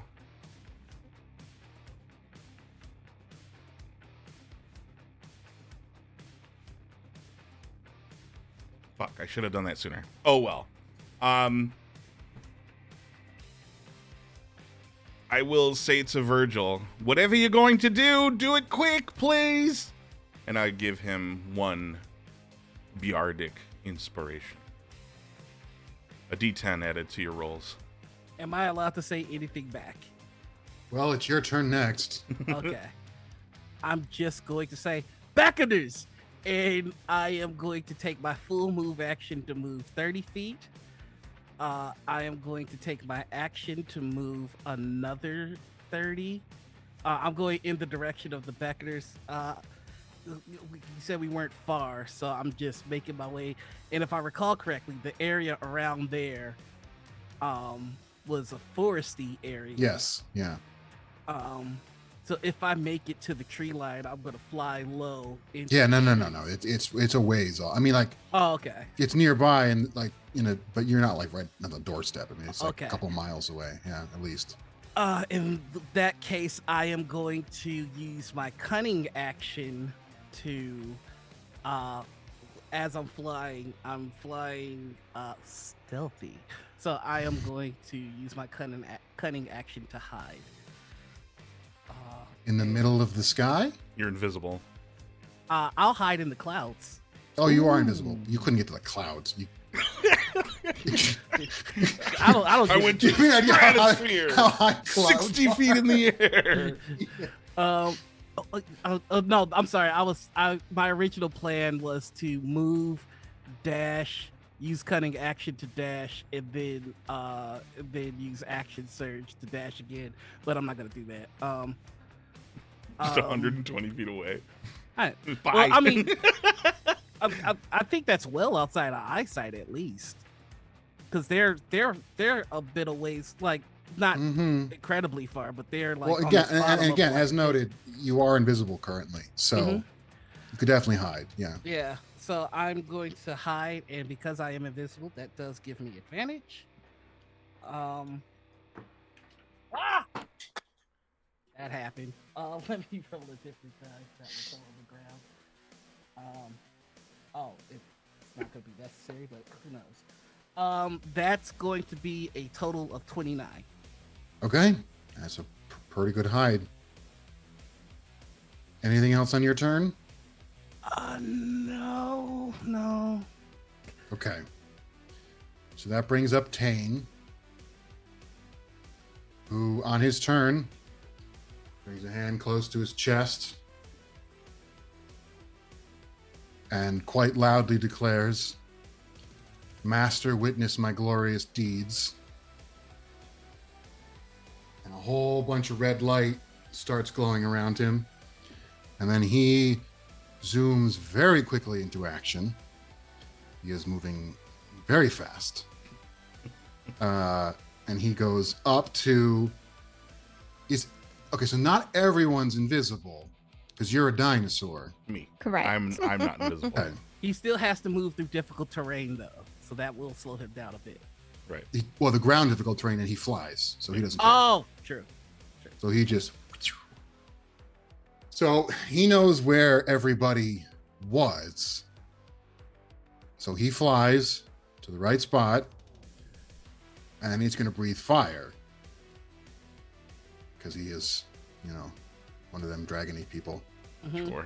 Sure. And so he breathes a nice big wide cone of fire that's gonna hit everybody. Even though I moved 60 feet away from everybody? You don't count. Okay. I was about to be like, what happened? Okay. So he just goes up down the line where everyone was, breathes a big wide cone. So everybody has to make a dex save. What would this even be? That would be, yep. That is a DC 17 dex save. Rolled Oh, an that's- 18. 22. I need Just this big old dinosaur. I need trying my to big dodge. body. Yeah, my dex save The is fairies are like, 5. I told you to get out of here. What are you doing? Do I need to roll for the? The pixies, it's not gonna matter. They have 1 hit point, right? Yeah, they're gone, bud. But they're They're in all total dead. cover. They're not in Aw. total cover. Yeah, they tucked them into their armor. Well, I almost all of you them, I said guess. that you said that, and I'm like, I am my armor, so I don't know how they could tuck. They wedge up in your armpit or something. I don't know. Flames reach and they burn through. And Shit. I'm sorry, they're not getting protection from all of this. So All right, fine. So all of the pixies are burned to a crisp in their little Harvey Firestone friggin' screams. My body. They all say they have to call their mothers. So anybody who doesn't make their save takes 36 points of fire damage. Ooh. Anybody who Yikes. does make their save takes half of that. 16, I believe. And at that point, everybody should now be visible. Yes. So where he's positioned, how are you guys standing, like left to right? Fuck. You know what? He's just gonna throw his javelin at the friggin' dinosaur. in front Well, of I'm not a dinosaur anymore. I ate shit, and then all of No. a sudden, him. No, after no. burning, I turned right back into a human. Oh, that's 'cause right. it's 'Cause- well, concentration. and the person is concentrating on that spell. So okay, so yeah, what was the order? Who was in the middle? Who was on the left? Who was on the right of the line when you guys came out of when you were facing? I feel like I'd be on one of the ends. Okay, Yeah, I would have been. I'm in the happy. middle. Okay, I'll be on the other side then. okay. I'll take So- the left side. Noir, Ash, you can are be on the still right. invisible Mm-hmm. because that one Yeah. went over to you, and then the entangle is still up. Was that summoning spell concentration? It was. So you have to make a con save. What was the damage again? 36. Bro, I forget the 15. rules for Got it. concentration saves these days. It's 10 or half the damage, whichever is higher. No, But 18. I shape shifted back, so I'm not really sure which con I use now. It would be yours, right? Yes. Mhm. Yeah, it should be yours. Oh well, I rolled 20. 20. Then you're good. Yeah, You yeah. maintain the concentration despite all the awful burning. 17 was the DC. Shit. Okay. Fuck. Well, 17 was the DC of the breath weapon. 18 was the DC. But anyway, DC. So- Oh, right. You got it. Yeah. so then he's gonna chuck his javelin at Yvain, which that is a 27. That absolutely hits. Okay, so that's 27 just misses. No. Oh shit. that is 18 regular damage plus 6 fire damage, Okay. and and he then holds up his hand, and the javelin reappears in his hand. That is his turn. We now go to Etienne. Really quickly before I forget, I don't think it would have helped on any of the saves that we just did. Mhm. But if you're within 10 feet of me, you do get a +1 bonus to your saves. I rolled a 6 then. You'll also, I know that was my thing. I didn't say anything because I don't think it helps. But they'll also, let's see, any ally who starts their turn within 5 feet of me will increase by 10 feet. So just keep that in mind. And if you're within 10 feet of me, you can't be frightened, period. Yeah, I'm a. Oh, I roll totally up. forgot about the griffin, whatever his name was. I did Sounds too. stupid. That's why I yelled shit a minute ago, but Yeah, I'm gonna just alright, pick it up on my so- next turn. Yeah, Unless so you're you, willing to you give roll me- a save, and I forgot to roll for Chris, who is fine. Is Chris not on my person? Chris is like, he's He's not. tiny, but he weighs a lot. Yeah, Oh, he's okay, he's never a mind. he's a small sized creature, and he still weighs like 1,000 pounds. Oh, never mind. He is small, but only in a sort of But esoteric mighty. sense. Yeah. Damn, Chris. Justin rolled a He 20. Oh, and that was Got you right, just indeed. Dick was like just 4 enough to seats. wound him. Okay, so Chris takes a flamey blow. What happened to the griffin? He rolled a 19, so he saved. He's gonna. Take But he was 18. standing right next to me at the time. Yeah. Cool. So now Etienne doing your thing. Yeah. I think I'm going to move in between Yvain and homeboy that attacked her. Tane. And I'm going to very cool unsheath my sword, throw back my cape, and charge at him with. As I do, I'm going to bonus action cast Spirit Shroud. Okay. So until the spell ends, any attack I make deals an extra D8 of damage. I'm gonna say that this is gonna do cold damage against this being. In addition, any creature of my choice that you can see that starts its turn within 10 feet of me, or 10 feet, yeah, has its speed reduced by 10 feet. Okay. So I'm gonna have that be him as well because I don't think the others are close enough. No. So, and then I'm gonna attack this mofo. Okay. So the first, Don't forget you got your new brooch. heck yeah, I do. So the first is 24 to hit. Hits. Okay, so I'm gonna roll damages. So it's gonna be 12 plus. Sorry, I gotta roll extra dice here.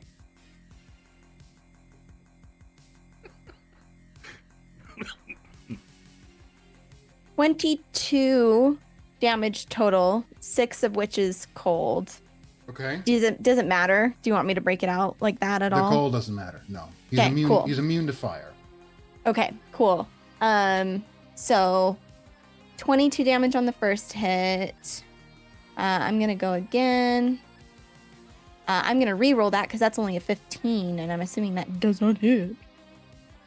Technically, you have to re-roll before I tell you. But no. A 26. I'll take that, That baby, hits. all day. So that's going to be 8, 10, 13, 14. And I'm going to go ahead and throw an extra Divine Smite on that bad boy.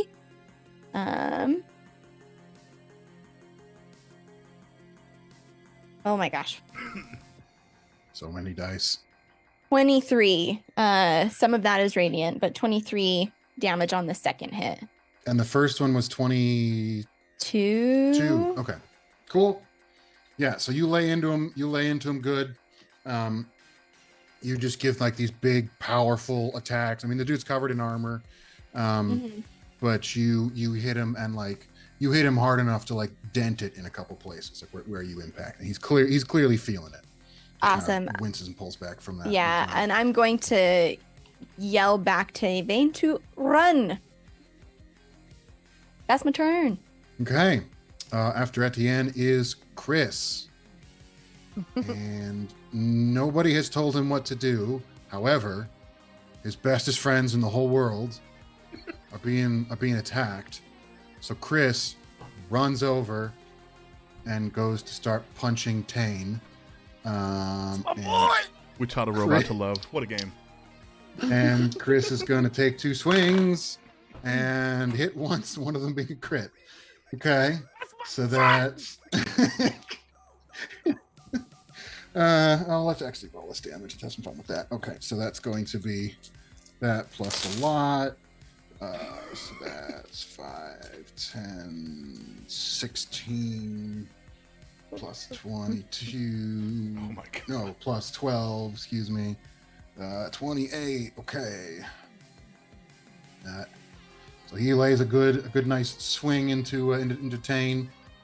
Armor seems to sort of maybe absorb one of them partially, but he's definitely not happy. And that is good old little Chris's turn. And now it is Yvain. Cool. She's gonna listen to Etienne and run, but not before she like hoists up this cool staff that she has now. And kind of slams it into the ground, and a like small burning ember kind of ignites its way to just in front of these 4 folks, and then a wall of fire erupts in front of it. Cool. So the 3 folks, because Tane ran up 3. and was fighting you guys, but the other 3 are still Thank you. down there. But yeah, Yes, perfect. big old wall of So fire. yeah. So let's see. And are you doing it on top of them, or are you doing it like in front of them? In front of them. Okay. Basically to create a separation, but within enough distance of them that I can actually have damage done to Yep, them because of cool. it. Mhm. Because it says when the wall appears, each creature within its area must make a dex saving throw. And then there's a supposed amount of damage that they can take based on that. Okay. So It doesn't say how close they have to be though, but Yeah, well, if it says it's area, then it means the actual physical area of the wall. okay. So as close to them as possible without being right on top of them, basically. Okay. This is 60 feet long, 20 feet high, and a foot thick. Okay. Thank you, Wizards, for specifying. So that isn't a problem. Okay. So Vish will make his save. Mara will make her save. Okay, but Mara rolled a 20, so she's fine. Poor Vish is just having no luck on his saves these days. There's no way that succeeds. And nope, I didn't give him magic resistance. That's good. So how much damage does he take? Let's see. That's 5d8, so it's 18 fire damage. Okay. And I'm sure you know about the cool things that this staff can do. So if any of them are immune to it, they're Yep. They You can don't. still target them. He is not immune, so he just takes normal, Type. plain old flamey damage. He kind of howls in pain. You singe away part of his beard, and he seems quite displeased at that. If they happen to continue to end their turns close to this wall, they will continue to take damage. Yeah. Or if they pass through it. Okay. And Yvain's running. Okay. So when you run away, I want to add really quick as well. Homeboy in front of me cannot heal at all until he can't regain hit points until the start of my next turn. very Because that interesting. spirit shroud. Nice. So he is going to try to take an attack opportunity at Yvain, which I believe you can interfere with. Etienne. Yeah, if he's there, I can sentinel his butt. Which was it? They can disadvantage. Is that how that works? So let's see. When a creature within 5 feet of you makes an attack against a target other than me, I can use my reaction. So I can't stop him from doing it. But you impose disadvantage on the attack. Okay. But I don't even pose disadvantage. Like he can go, but then I will also hit him again. Oh, okay. So you get to hit him. That's Correct. Cool. I'm not a protection style fighter, is what you're thinking. Yes, that's what. Yeah, gotcha. Mhm. Okay. So he is. There's many regrets. It's all good.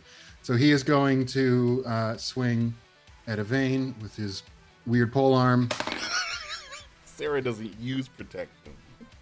God damn it! Right. That is Nobody in this party does. We go wrong. Nope. Stop. Nope. We're done. TOS. Josh, where's your sign? As soon as I got rid of it, I suddenly had a need of it again. Does a 16 hit? Meets it, beats it. So, yeah. Okay. So he swings out, slaps you with his pole arm Ow. for a whole 12 damage. Still not great. Still not great. I can't do math. Yes, I can. And then you have to make a wisdom save. Cool. 15. Okay, you're good. Cool. But you feel something reaching out from the pole arm, grabbing at you, but you manage to fight it off, and you move away. You move your 30 feet away. But I'm for sure gonna hit this motherfucker because he just hit my friend. Swing away. That's a 24 to hit Away, me. and I just think of that movie Yeah, it Signs hits. every time. Swing away. Yeah, swing away, Sorry. Meryl. Swing away. So let me get all my dice because I'm for sure pumping a divine smite into it. Okay. All right. So this is hard.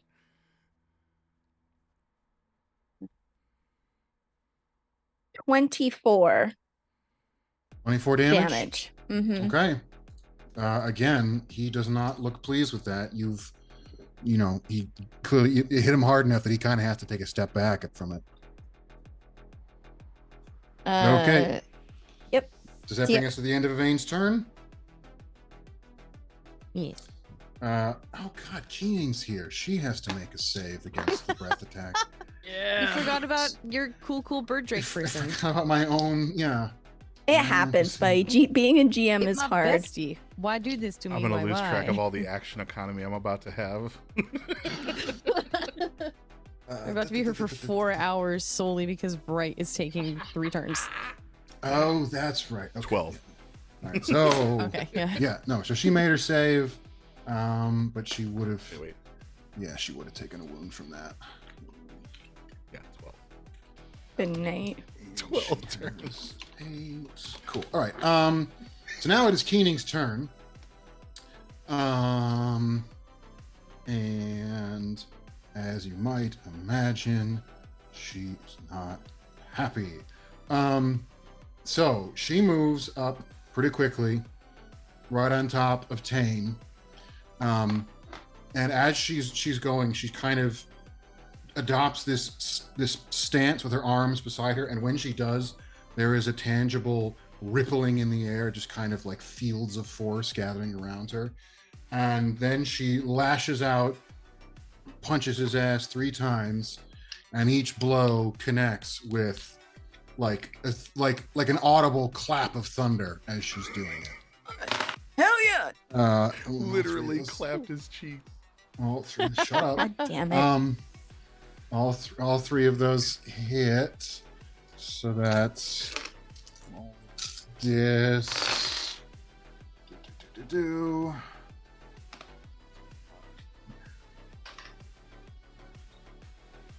42. Yeah.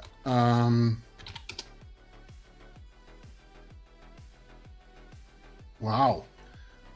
Yeah, so what she basically, the way this works is she punches him once and it's, a crack of thunder and he kind of is knocked back a step.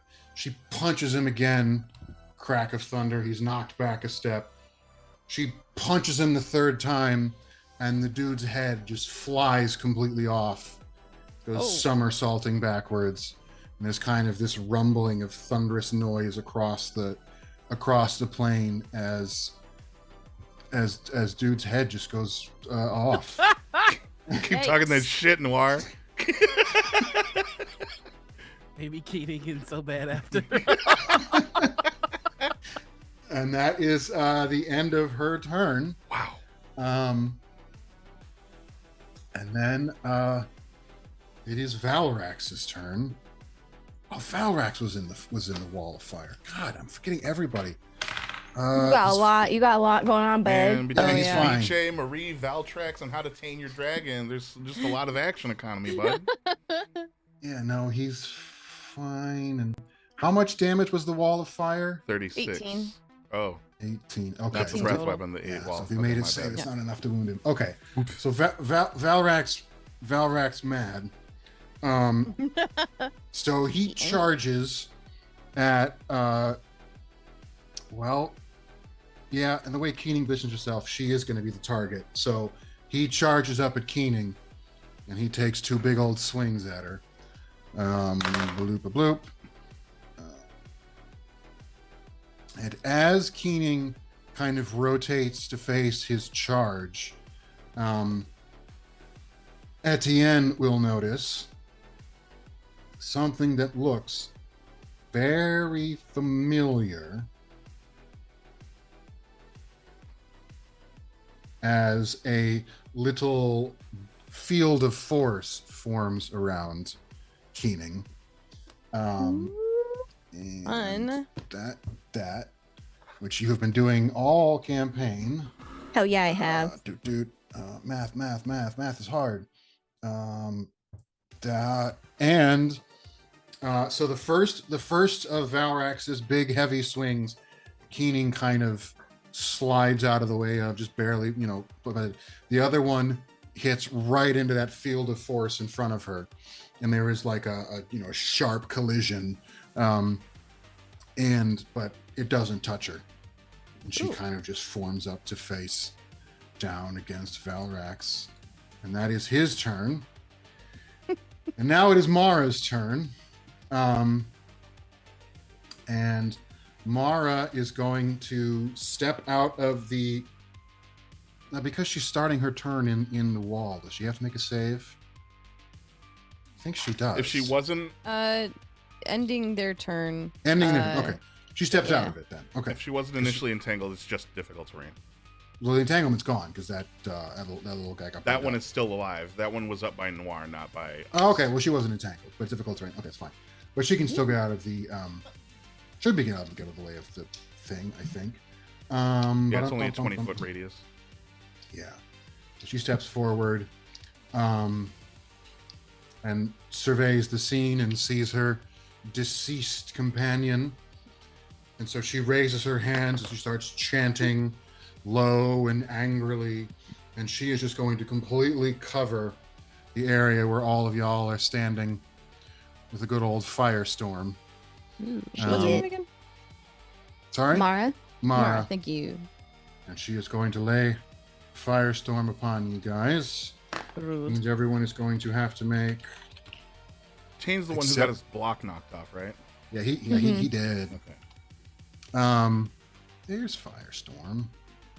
Right, so up to 10-foot cubes, they have to be contiguous. Yeah, so she can easily catch all of the area. So all y'all got to be making some deck saves, which are DC 18. Ooh, Yikes. 19.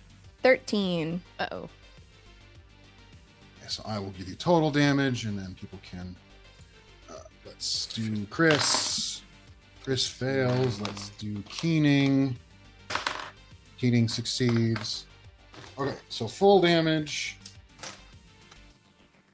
is going to be 20, 30. That is 46 damage if you take full, or 23 if you take half. Oh my god.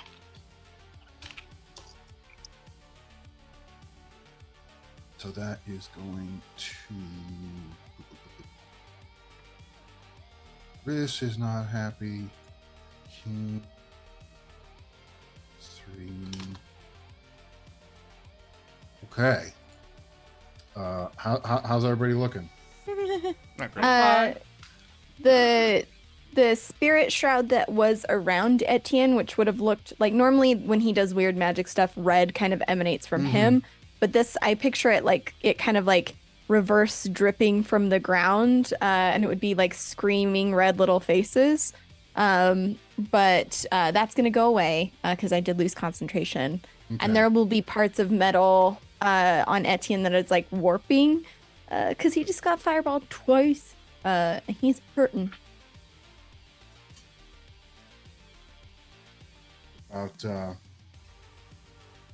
What about a certain Griffin? He's got not great. Not a What- great number of hit point left. What about a certain bard? Has not a great number of hit points left. Okay. Oh wait, did I forget a thing? Yeah, that is. Okay, no, did not forget a thing. Okay. Cool. So, that's going to be her turn. Although actually, she only moved 10 feet, so would she technically still be in the range of the fire? Because she moves 20 feet and she's moving in difficult terrain, so. That's a good question. Where did that spell go? Because I don't technically have it. I had to look it up. Yeah. Oh,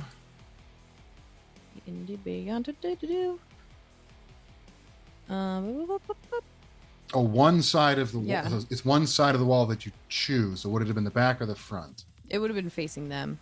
Okay, so she's past that. Okay, so she's fine. She's out beyond that part of the wall. Oh, I see. Okay. Yeah, it's within 10 feet. Okay. Yeah, that is her turn. And that is the end of the round, which means we come back to Avish, who is so he can use an action to try to break out of the entanglement, huh? I think so. I have it too. Let me look at. Up. Where is it?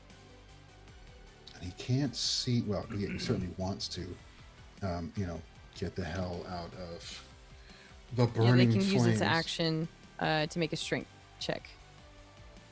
Oh, he's not very good at those. I'm sure that's why it was used. Of course, then again, there is a wall of fire, so I feel like the vines and the fire can't coexist in the same area. So I feel like the fire is going to have burned away those grasping vines. Sorry. So he is going to step forward, being very displeased. And he is going to So Virgil is invisible. So he is going to drop a confusion on top of everybody. And that is wisdom save, I believe.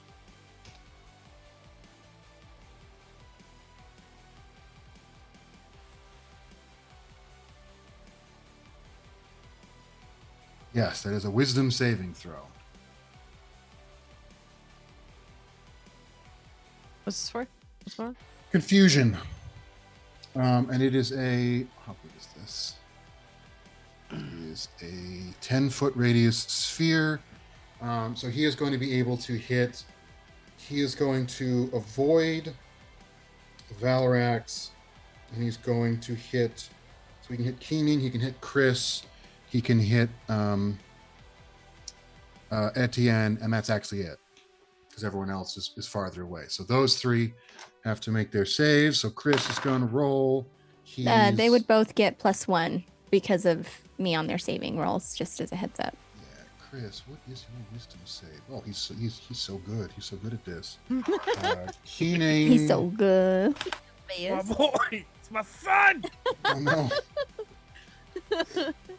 Keening has a really good wisdom save, but she doesn't make it.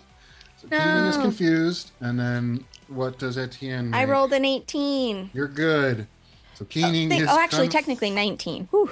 Keening is confuzzled.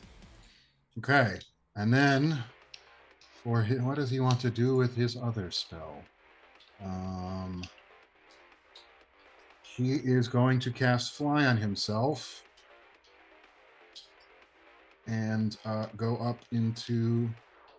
Okay, we'll do this slightly. He cast Confusion. Okay, he took a step out. He cast. Right, you can break your movement up. So he does use the rest of his movement to then fly 30 feet up in the air. That is the end of Is Avish's he turn. casting fly? He casts Fly, yeah. He can After cast casting confusion and confusion? fly? Yes. Damn. Yeah, This- might We get about to fucked. get I fucked did. God, up. this is not good. Guys, he's Avish the thrice cursed. I mean, come on. Of course he can cast 2 spells in a turn. Oh my god. Shit. Damn. Yeah, 'cause that's what happens when that second curse hits. You know what I mean? Yeah. Hey, hey, it's been fun knowing y'all. Yeah. Like, Yeah, but have fun with your new family. I'm just saying, when I was mapping out the endings to this game and sort of how things could end, I did plan ahead for what happens if just all you PPK. guys die. Yeah. We got the bad ending, guys. We fucked up. We got the We bad did ending. it. Anyway, so We'll that is the take end of a his bad ending turn. in Mass Now it is Effect, up to no. now it is Cass's turn. Oh my goodness. At long last. All right. He's pulling the blade knife out from his hip thruster and is just pulling the ripcord as the blade goes spinning through the air. It's gonna go straight for Ceviche. Avish. Yeah. Okay. Gonna dice up his avocado and shrimp and tilapia. Now this blade can go like what, 30 feet from you? Uh-huh. Because he's like 100 feet away, and then 30 feet in the air. Because they were at 100 feet away from like at the bottom of the hill. So it can go attack. It can go attack the big metal guy. Sure. We'll do Valtrax then. I forget his name. I heard Valrax. Valtrax, Ceviche, Marie, and How to Tame Your Dragon. Also, you didn't forget about your armor, did you? No, but the blade is a bonus action. That's gonna go flying and makes an attack right away. Mm-hmm. Where the fuck? I forget what I made your armor. If it was an action. Or a bonus action. It's a bonus, or the armor's an action. The blade Okay, is a yeah. bonus action. Okay, so the blade goes out and attacks Valrax. 16 Swing. to hit. Nope. Cool. I mean, you hit, but you just hit, metal to no effect. Is he immune to psychic damage? He is not. Then fuck him. 2d4 No, psychic damage. No, I'm describing your miss. You did not hit his armor. Oh, But I I'm thought you saying, said you like, hit. I was like, well then fuck no. you. Yeah, sorry. I mean, like, in game terms, you didn't hit, but like the reason you missed is not because he's like agile and dodging, Cool. but because he's like literally just a brick of iron. So like, where do you even poke him Understood. to hurt him? Gotcha. Okay, well, then Justin is going to leap up and try to hit him Cool. while I activate my duplicate. I then shoot out a copy of me that is gray and black and white. And while Casimir seems to have like a smirk on his face at all times, this other being is like in a constant state of like petrified horror on his face at all times. The dupe you said goes on my turn as well. Mm-hmm. Sick. You have unleashed your inner sad boy. The duplicate is going to run in the direction of where Yvain was headed. Okay. What's the range on this? How far was Yvain? What's the difference between... She only moved Fair 30 enough. feet away from them because Okay. she cast a spell and moves. That's moving action. Cool. He's going to split the difference and then move away from the group. He's going to like make like a hook and ladder. So he's going to move up I gotcha. 15 feet and then out 15 away from where the entangle and the wall was. And he's going to throw out a mass cure wounds. Okay. And this is going to hit me, Etienne, Yvain, and Justin. Hold on. How No many? keening, Nice. huh? And Keening. I had to see how many creatures I could pick. Thank you Oh, for okay. remembering Keening. I You're too- guess. You're That's too my far fault. away. I can't get you. No, I know. I'm just He kidding. also hasn't taken any damage, so what are That's you also complaining true. about? Yeah, but I have Uh, emotional damage after seeing my friends get No, I'm just kidding. Emotional damage. Emotional damage. Emotional. Everyone Nope, gets no copyright infringement intended. 16 plus my mod. So everyone gets 20 hit points back. Boom. Nice.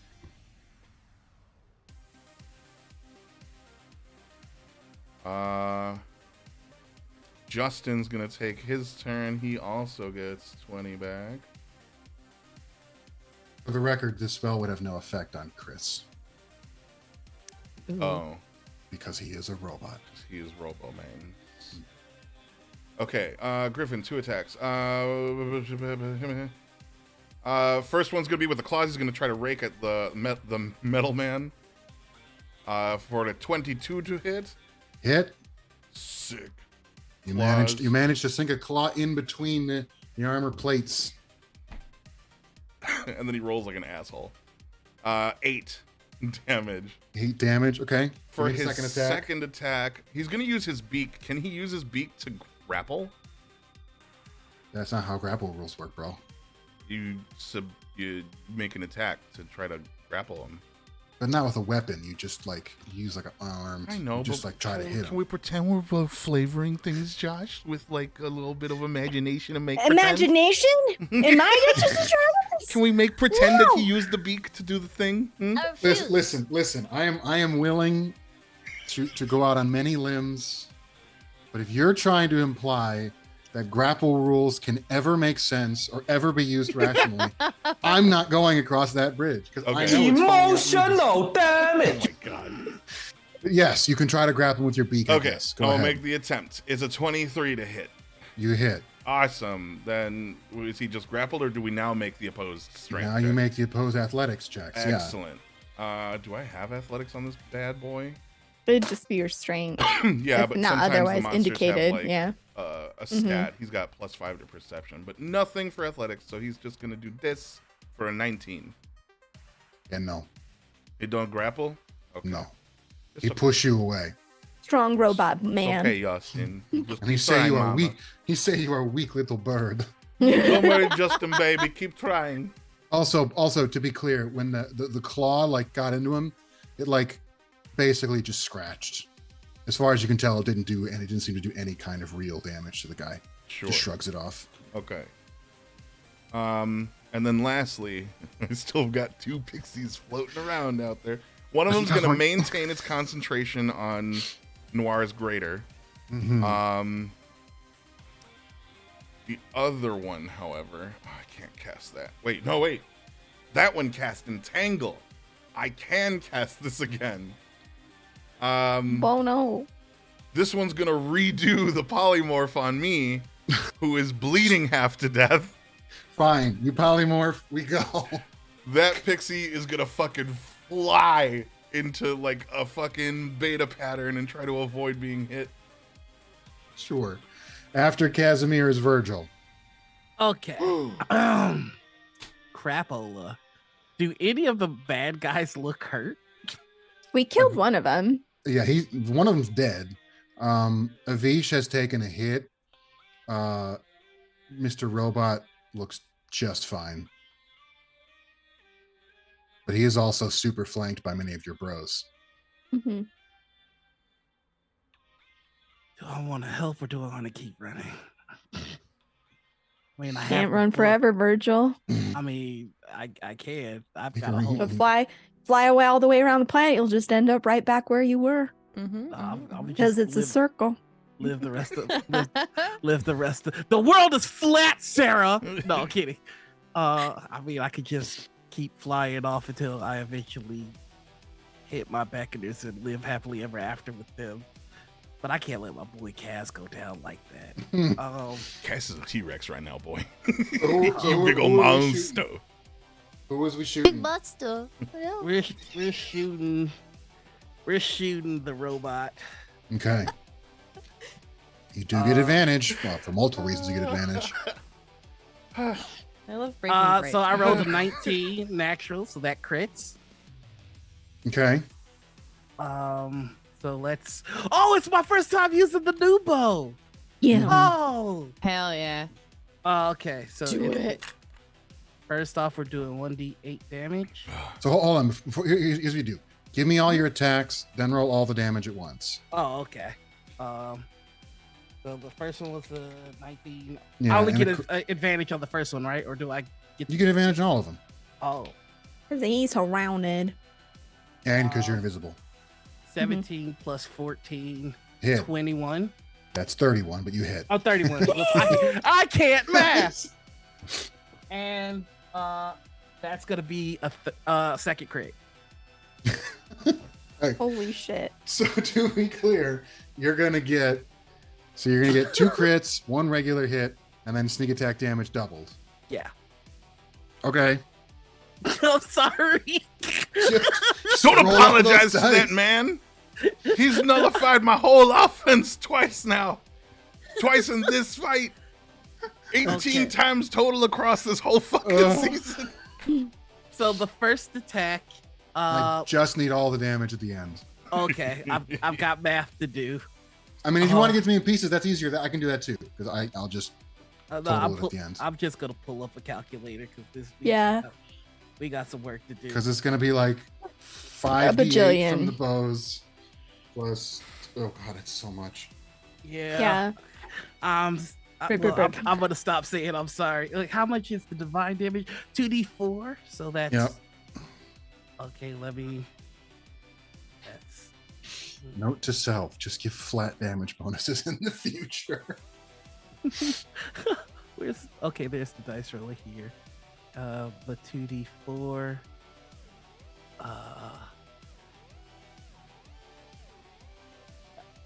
My roll broke D&D Beyond. Okay, so that's 2. Yeah, that's not great. Well, it's Yes. 4. So that brings us to. Oh, no. All right. Then we've got the second attack, which is just a normal attack. Is 20. Remember, only 1 attack gets a sneak attack. Just the I first haven't. one. I haven't added the sneak attack yet. But the first attack was a crit, so the sneak attack Mhm. does get doubled. Yeah, that is true. Fuck. I'm sorry. 1 second. Oh my god.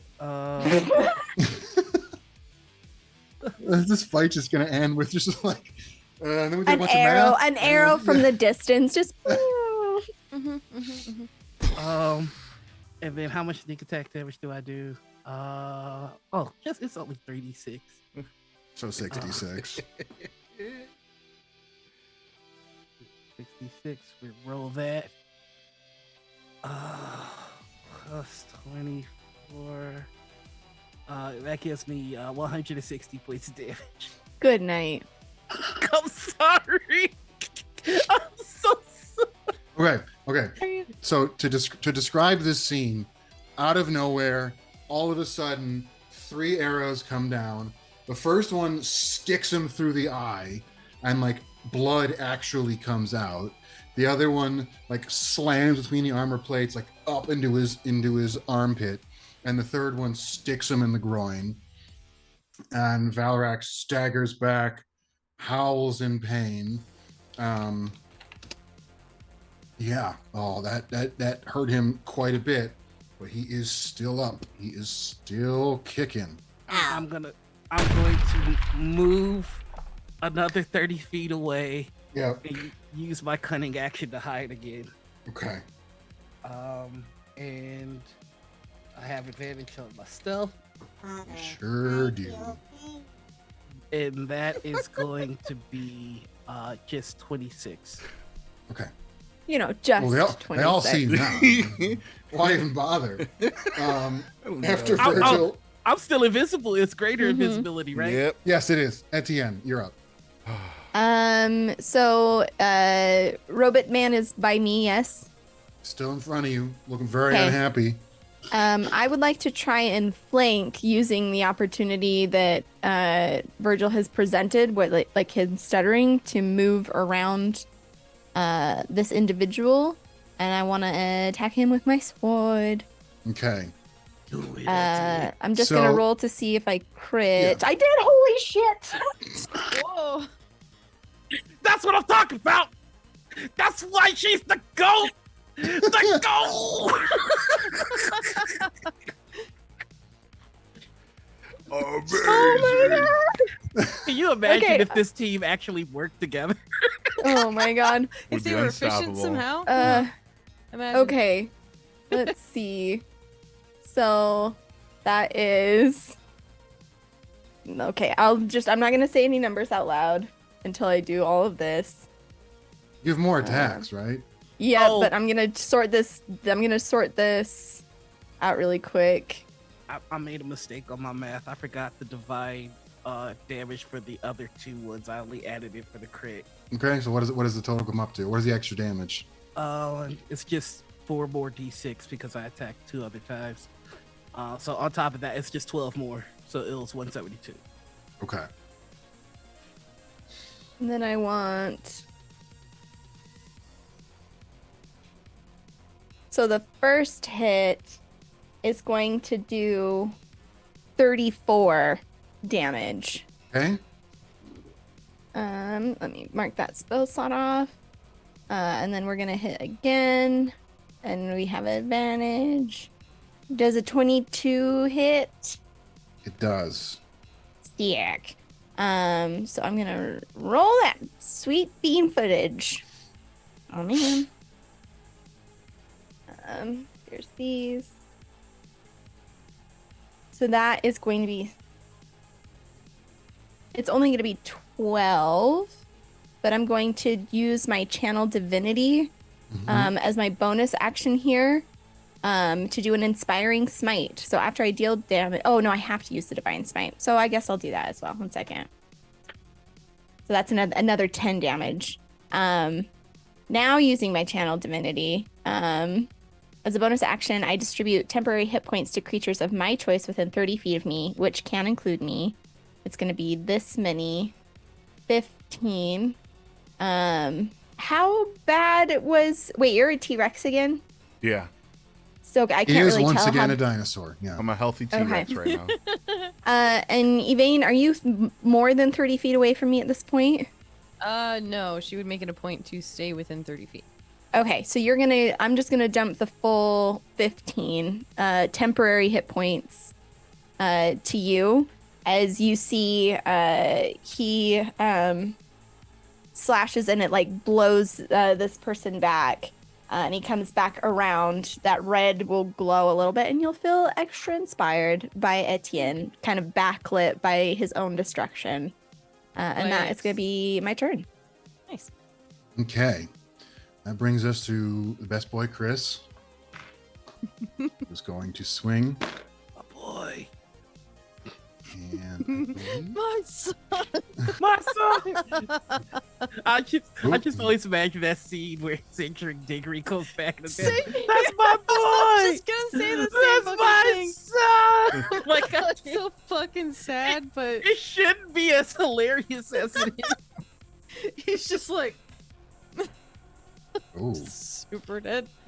So Chris swings twice at Valarax and seems to sort of just bounce off.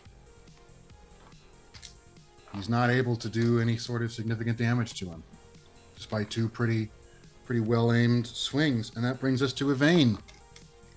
Okay. Woohoo.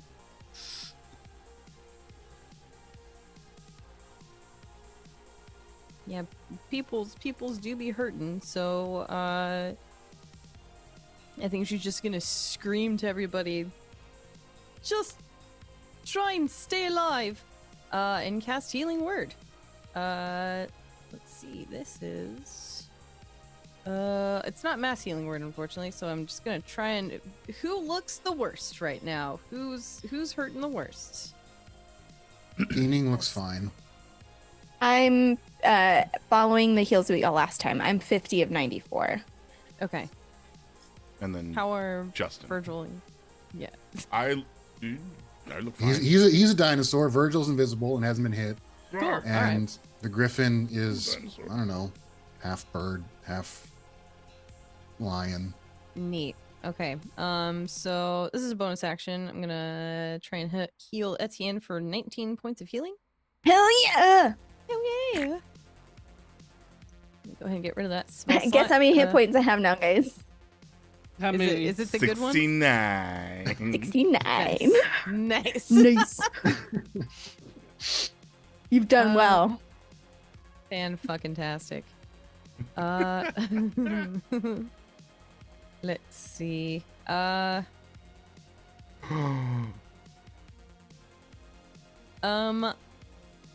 Okay, so that was a bonus action, so as an action I can cast a cantrip. So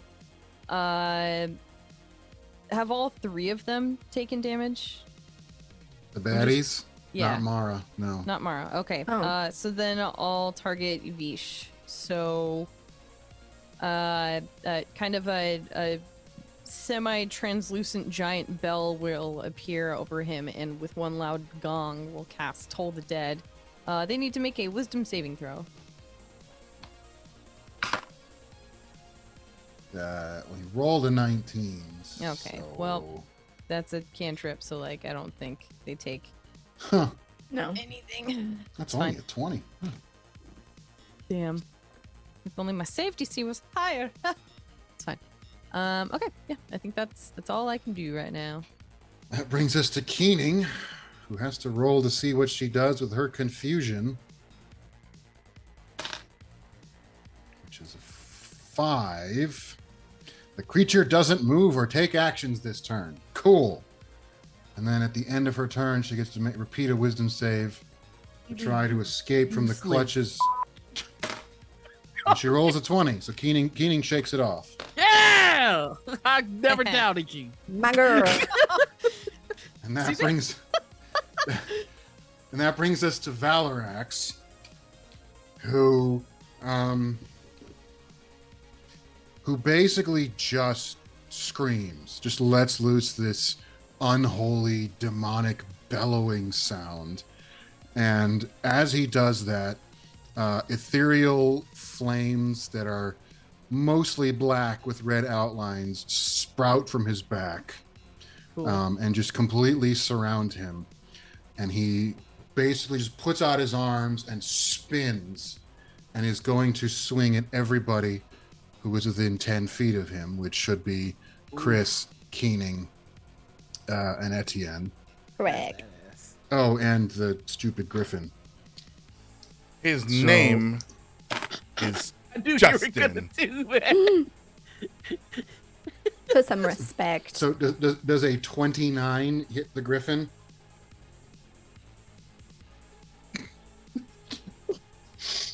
And Oh, you know I'm not gonna answer that question. You know well enough it is. how many hit points does the griffin have? I have a feeling you're about to num them all. So like One more than you're about to deal to me. He's got 21 hit points. Okay. 21. Holy shit, he got it's literally 20. That's hilarious. 21. That's, Yeah, oh, bitch! 21 to the number. Yeah! Woo! Holy shit. Shit. So he's dead. You did 21? Yes, Yeah. 21. Okay. Well, then he just disappears. Yeah. Hilarious. I So can't he believe just- it was the exact number. Justin. Yeah, I couldn't believe it either. Rip, rip, rip. And then he's going to swing at Etienne. Mm-hmm. That's a 26. Damn it, yeah, that hits. Okay. Can you mention if any of these are crits, by the way? None of these are crits. Okay, cool. Oh, Justin. That is So short-lived. Gone too soon. 21. Too soon. 21. I don't know why he loves doing 21 damage to everybody. That's amazing. We love a consistent king. And then he's gonna Hilarious. and then he's gonna swing at Keening. That's a 30, so that definitely hits. And that is not 21. That is 26. I would, because I would like to use my reaction as he turns to hit Keening to do my sentinel attack. Oh, sure. Yep. Sick. Sick. We're gonna. Does a 20 hit? Nope. Damn it. Okay, that's all I got. Okay. That is Kleenex's turn. And now that brings us up to Our Lady of Pain, Mara herself. What does she want to do? This is a great question. One for the ages. So many pain choices. I don't think any of y'all look as. Oh yeah, he would have. I forgot that he sent Chris. He hits Chris. I always forgetting people. So that's 12, 20, 30. And Chris. Okay. Okay. So then nobody looks especially more hurt than the others.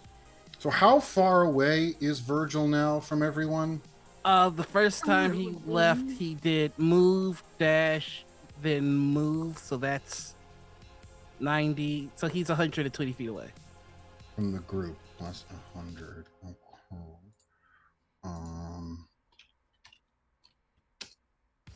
We are going to.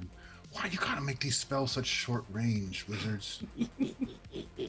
Well, they don't really anticipate you having an asthma rogue that just is like, I'm out. Deuces. Peace. Listen, flying plus a longbow is my favorite thing.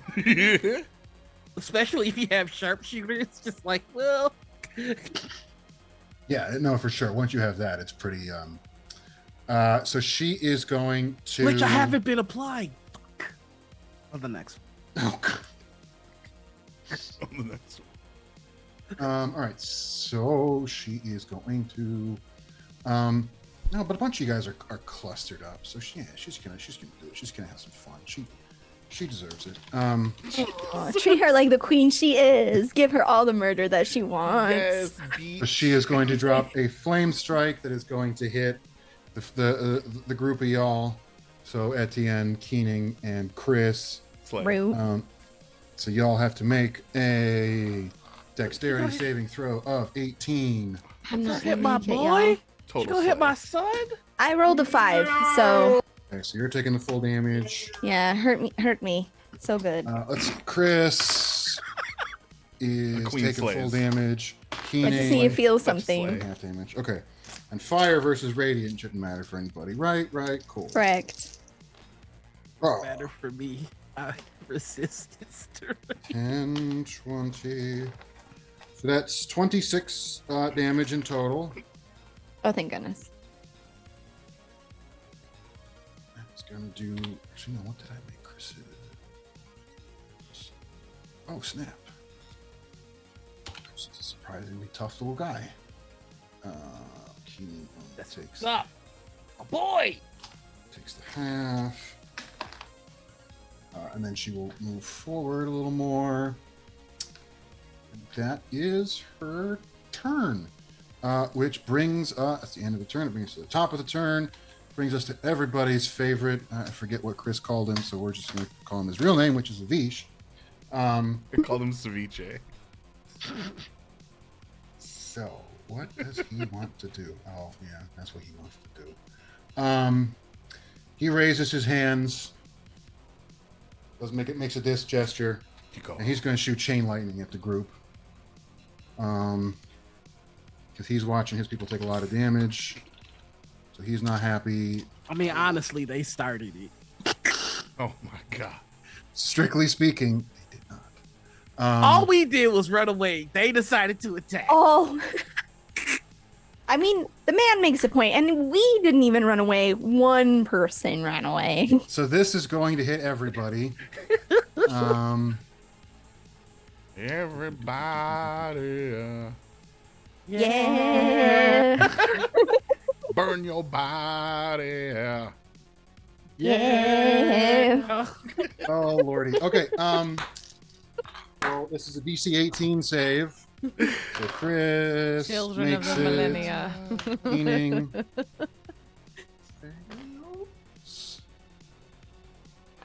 I'm surprised we got that in sync. Oh, That was Keening. Oh amazing. god. Yeah, That's Keening Backstreet Boys. Another deck save, That's the correct? Backstreet. Save. Yep. Shit.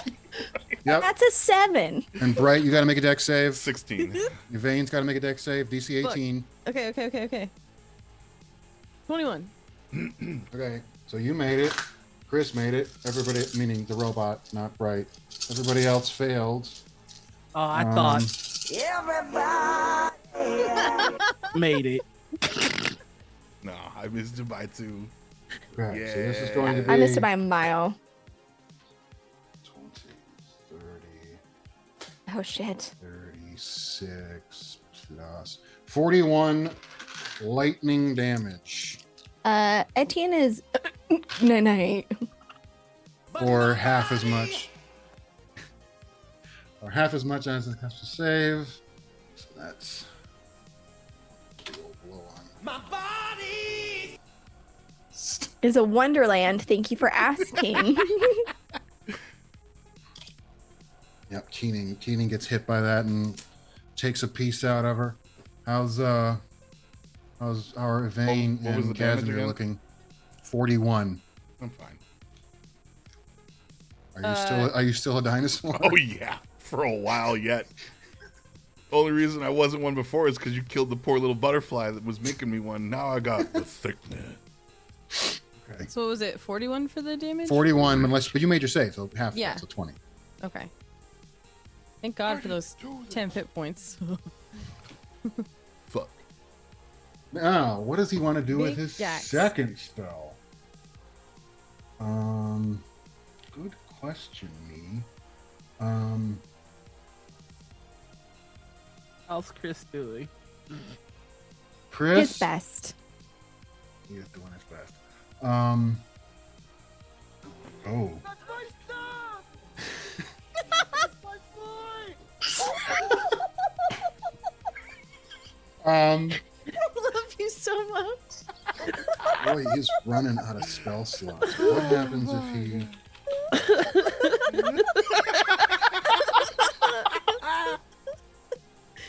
I can't. Okay.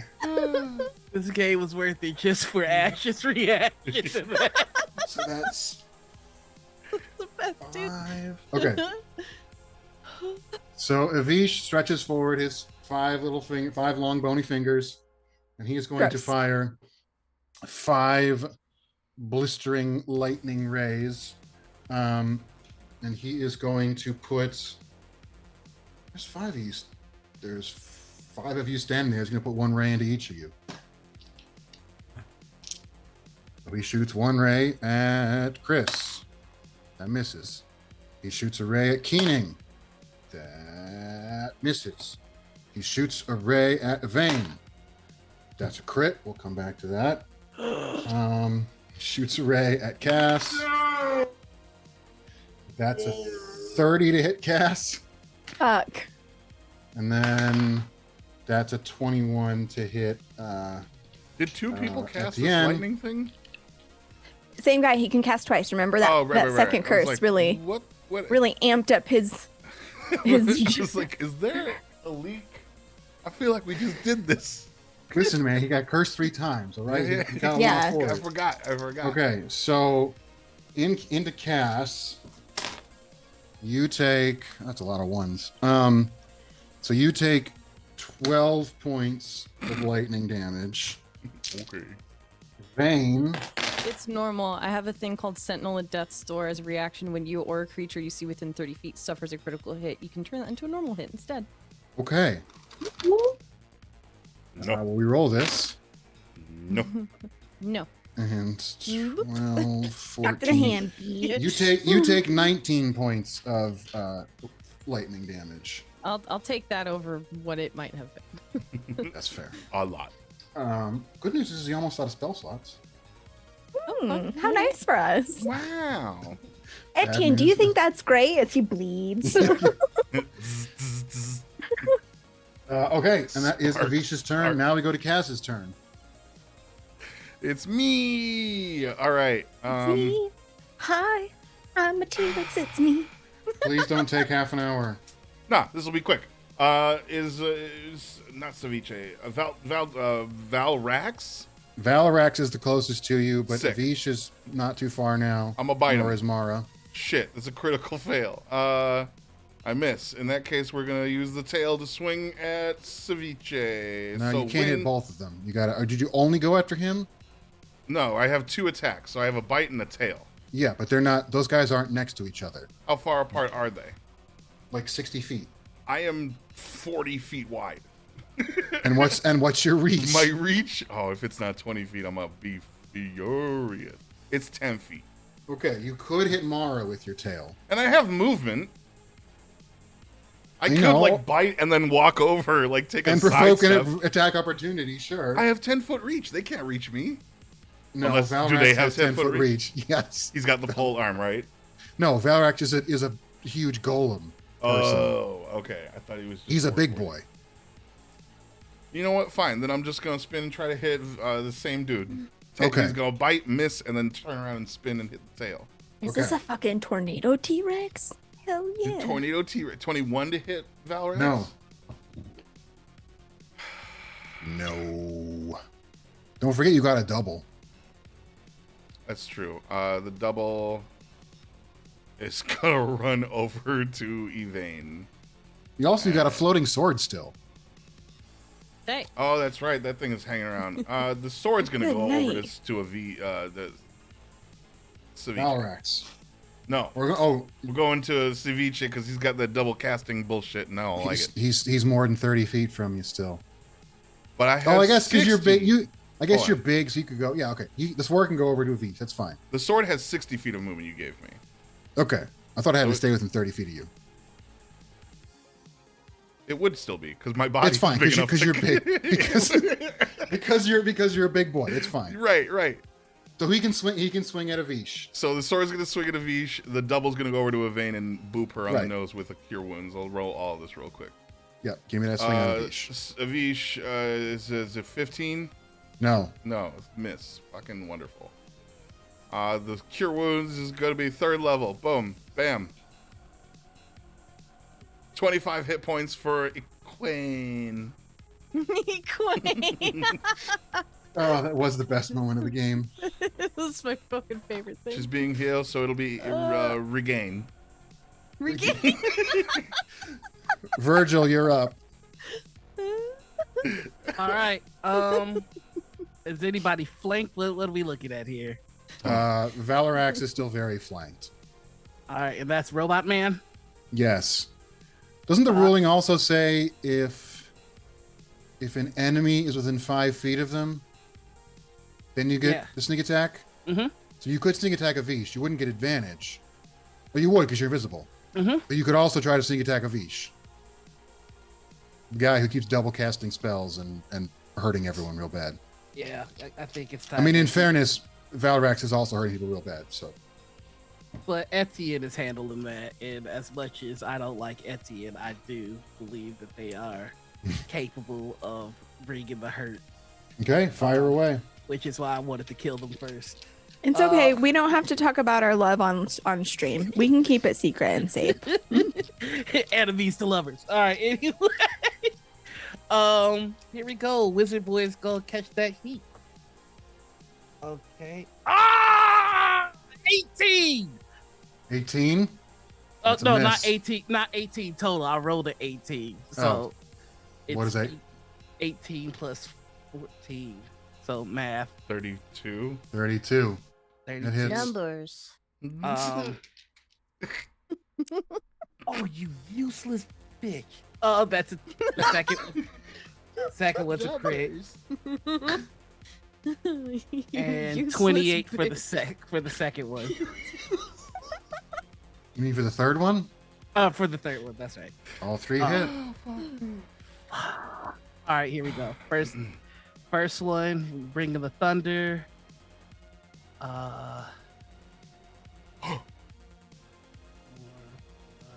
2d4.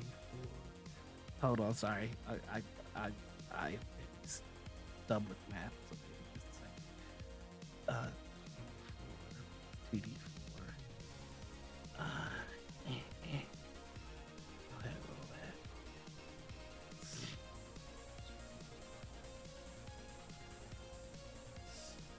3d6 for the old snack attack.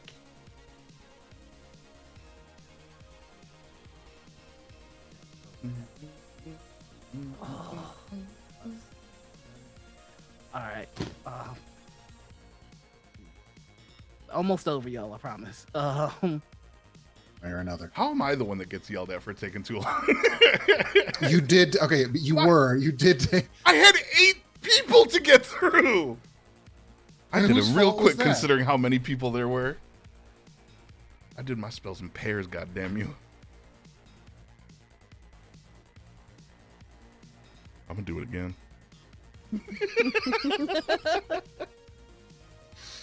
I'm gonna entangle this whole field, motherfucker. You watch.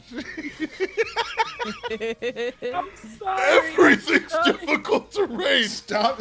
I'm difficult. You're difficult. Everything's difficult. That is 156. Nice. To hit.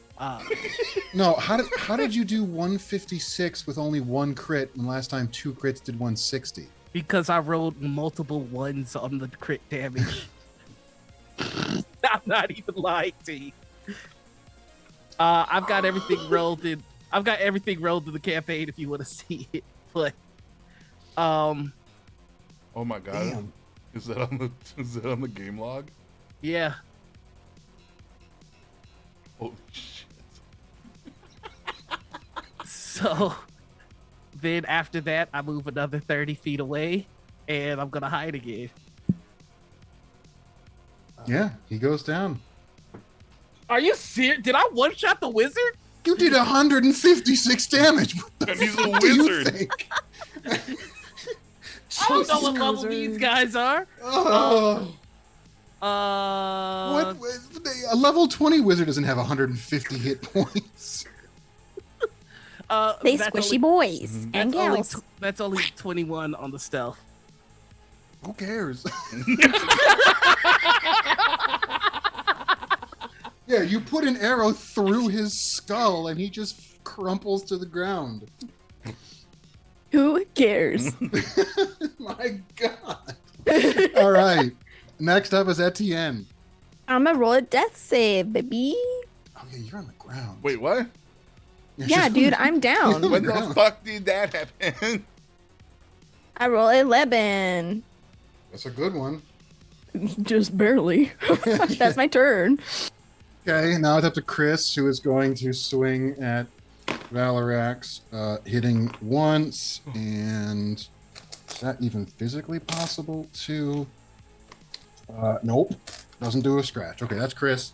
Now it is Yvain's turn. Sick. Do I have any cool things that I can do? Probably. You know what? Let's just throw some cool spell magic at them. How about...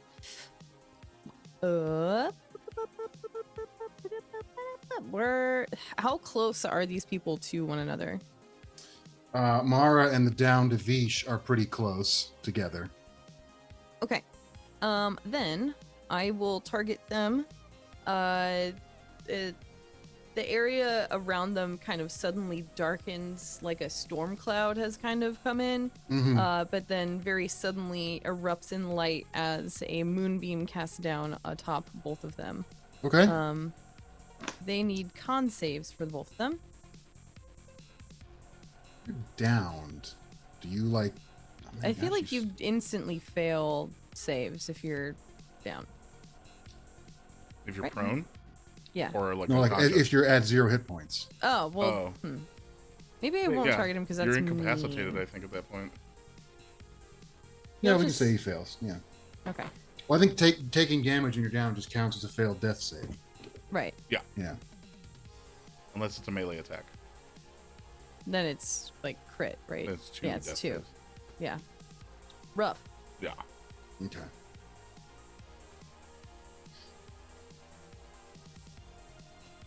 Does Mara save at all? Oh yeah, she's got to do that, doesn't she? It's a con save. Mhm. That's a 16. Ooh, they fail. That is going to be 26 points of radiant damage. Okay. As this moonbeam kind of just harshly shines down on both of them. Okay. Yep. She's not super happy about that. Hi. Anything else in your turn? Let's see. That was an action. I don't think I have any bonus action cantrips. I do, but it's irrelevant right now. So Okay. that's it for now. Okay. That's going to bring us to Keening, who is going to position herself between the downed Etienne and Valorax, and she is going to again sort of like adopt that stance and swing out with thunderous blows against the big metal man. Yep, okay. Gotta remember what that AC is, and then when I roll these. That's 3 hits, baby. Nice. Nice, So nice. that's that plus this many. Okay.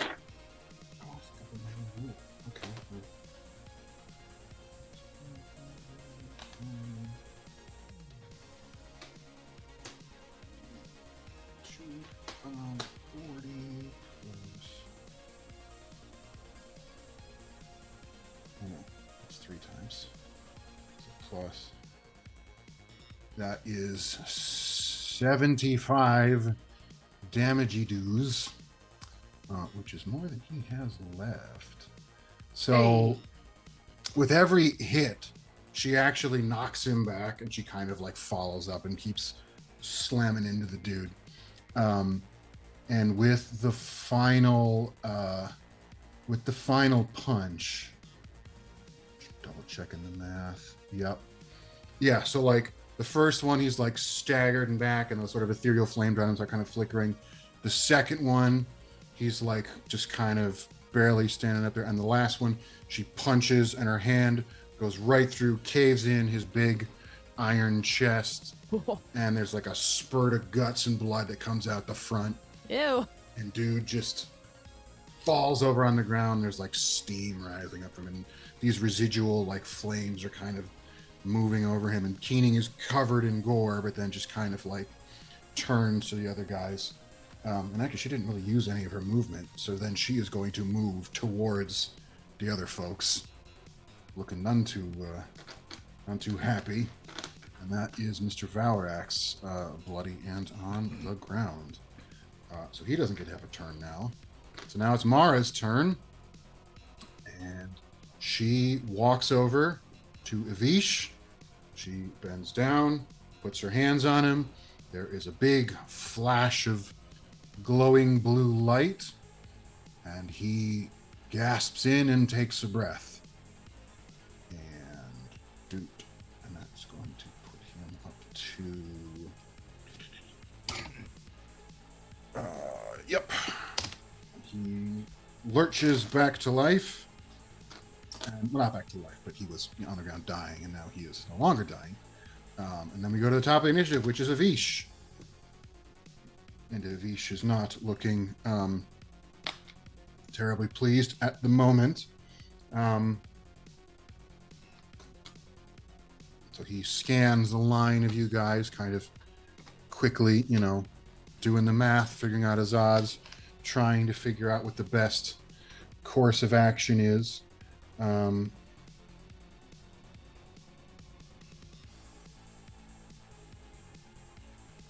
to be frank, I'm not sure what the best course of action is.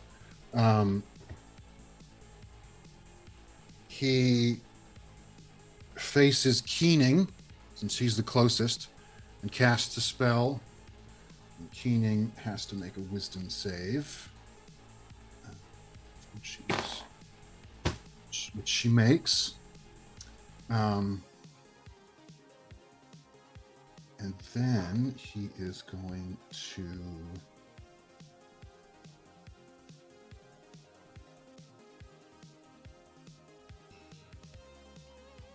he extends a hand and fires a bolt of lightning at Keening, which I think he has to roll to hit, and that and hit. So he fires this flickering bolt of lightning at her, and she kind of, dodges out of the way, just barely gets, it's kind of flickering past her as she just slides past it, and that is Avish's turn, and now you're up to Casimir. Gonna go ahead and bite Madden Bovary. Mara? Yeah. Okay, you need to make a wisdom save. Sick.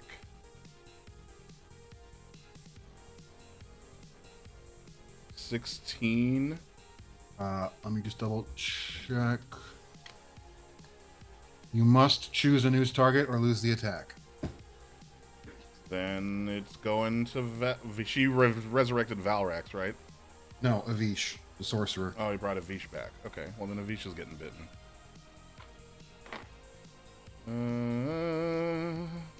Where's your fucking attack? There it is. 16 to get Avish. Nope. All right, and he's taking a sweep with the tail. 23 to hit. 23. It would hit, but he casts shield. And so it is deflected by a field of force. Neat. So now your little dancing sword can attack him. The dancing sword is going to attack Mara. You have to make a wisdom save. It's has to acting make on a its wisdom own. save. It doesn't have a wisdom modifier. It's an inanimate object. You have to give it the command to what to attack though, and you cannot attack Mara this turn. So it'll go into Avish. Well, that's fine. I'll use my wisdom modifier for that then. 16 again. Fucking To hit? No, you said I had to make a wisdom. No, save. so it doesn't have to make a save. Your save applies to it as well. So you cannot direct an attack. I can't or make give a any command. more attacks this round against her, or Correct. okay. Then it's just gonna go again to Vish, I Vish, suppose. yeah. Then I'll do an attack roll. Fuck you, dice. 11, I assume, will not hit. No, his AC is currently 25. Fantastic.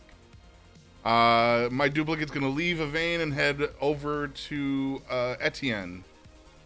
And he's gonna pump another 3rd level Cure Wounds into the bad boy. Oop, never mind. 2nd level, because their 3rd level's running a little low here. It's pretty good. You're gonna get 13 hit points back. Nice. Then it's Virgil's turn. Okay, so sorcerer's back up. Hmm. Lady healed him. Yep. Blurb. Yeah. Dinosaurs suck. Dinosaurs are sick. You don't say that. Okay, well, I love you I'm- so much. That's And he- real cool, goddammit. not only that, but he put up a shield. Oh god. Mm-hmm. And if I attack her, I have to make a wisdom save. Mm-hmm. You can always if you fail to save, you just attack him instead. I mean, Okay, yeah, let's go ahead and try and attack her. okay, wisdom save. I am declaring now that these 6 shots are all going to be sharpshooters. And Because I your am action surge. Because your action surgeon. Yeah. Okay. Mhm. 17, 18, 19, 20 on the. Oh. Gotta do the math. Yes, that's successful. I You can hate swing at math. her. I'm so sorry. It's not your Okay. fault. We don't apologize for nothing. All right, I'm just going to roll the. Okay. Okay, so I'm just gonna roll first. Just roll all the attacks. Okie dokie. I'm still attacking at advantage. Rolling 12 dice. Hold on. All right, so I'm only getting a +9 to attack. 16 plus 9. Hits. Okay, that's the first one. One hit. 5 more to go. Okay, this is a 21. Miss. Dokie. Miss. I don't have to worry about this one. This is a 19 A hit. Yep, that's a hit. and a crit. Mm-hmm. Okay. 16 plus 9. Hits. 25. Okay. How many? boy. That's been 3 so far. 4. You've rolled 4 so far. 2 more. 3 hits, 1 miss so far. Okay. Also, wait, no, it's 2 more, right? 2 more, yes. Yeah. 2 Okay. more. All right. That's why I say it. That is a 20. That's what I'm saying. Like a nat 20 or just a 20? Nat 20. So yeah, that hits. 2 crits. I got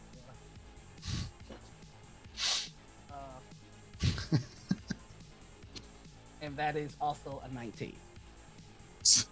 Okay. Is that a I'm 3rd crit? sorry. Is 19 a crit for you again? Yes. Yes. So 3 crits out of your 4. Okay. So you hit her 5 times. Mhm. 2 of them are crits. Yes. Don't roll. He goes down. Jesus Christ, you are by far the most broken character in this party. 0 questions. It's the invisibility. I'm rolling at advantage each time. The Gothic Yeah. Pixies. The Delicious. one survivor. delicious lone pixies. survivor.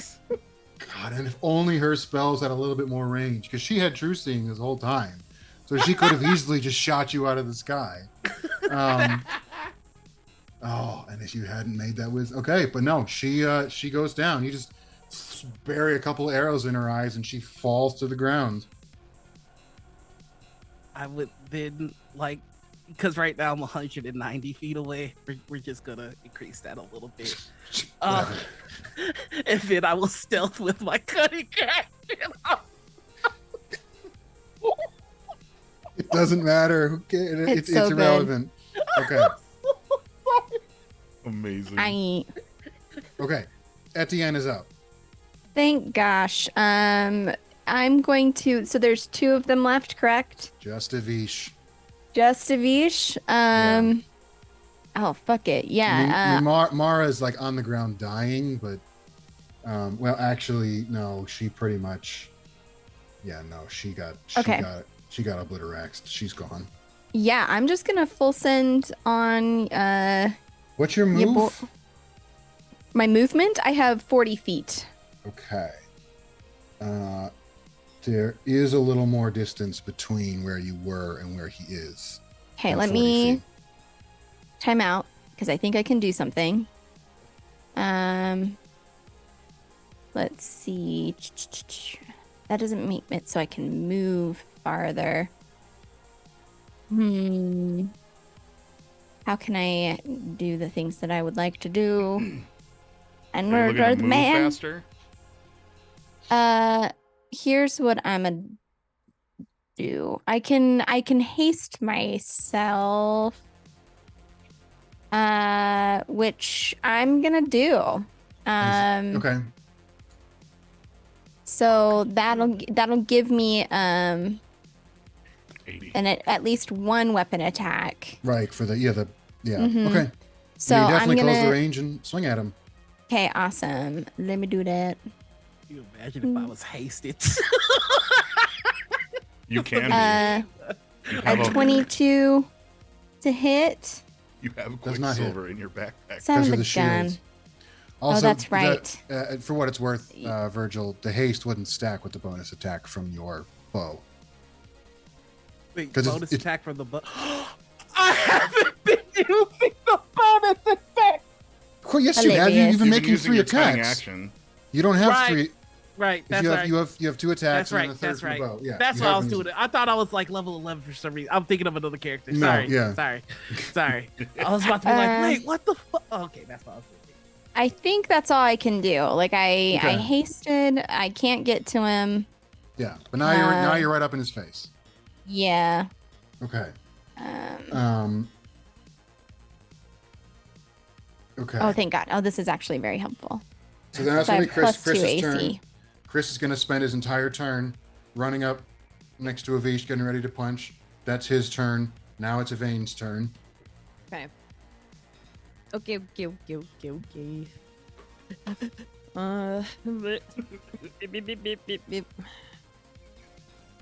Just making fucking weird noises. I'm like trying to figure out what the hell is going on. I'll If say you have this any is- more of that sweet, sweet heels.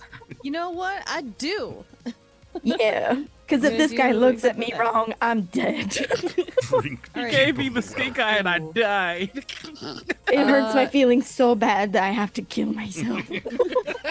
Has Etienne moved out of the 30-foot radius of? Yes. Yeah, I would have. Yeah. Okay, But you could move and then go.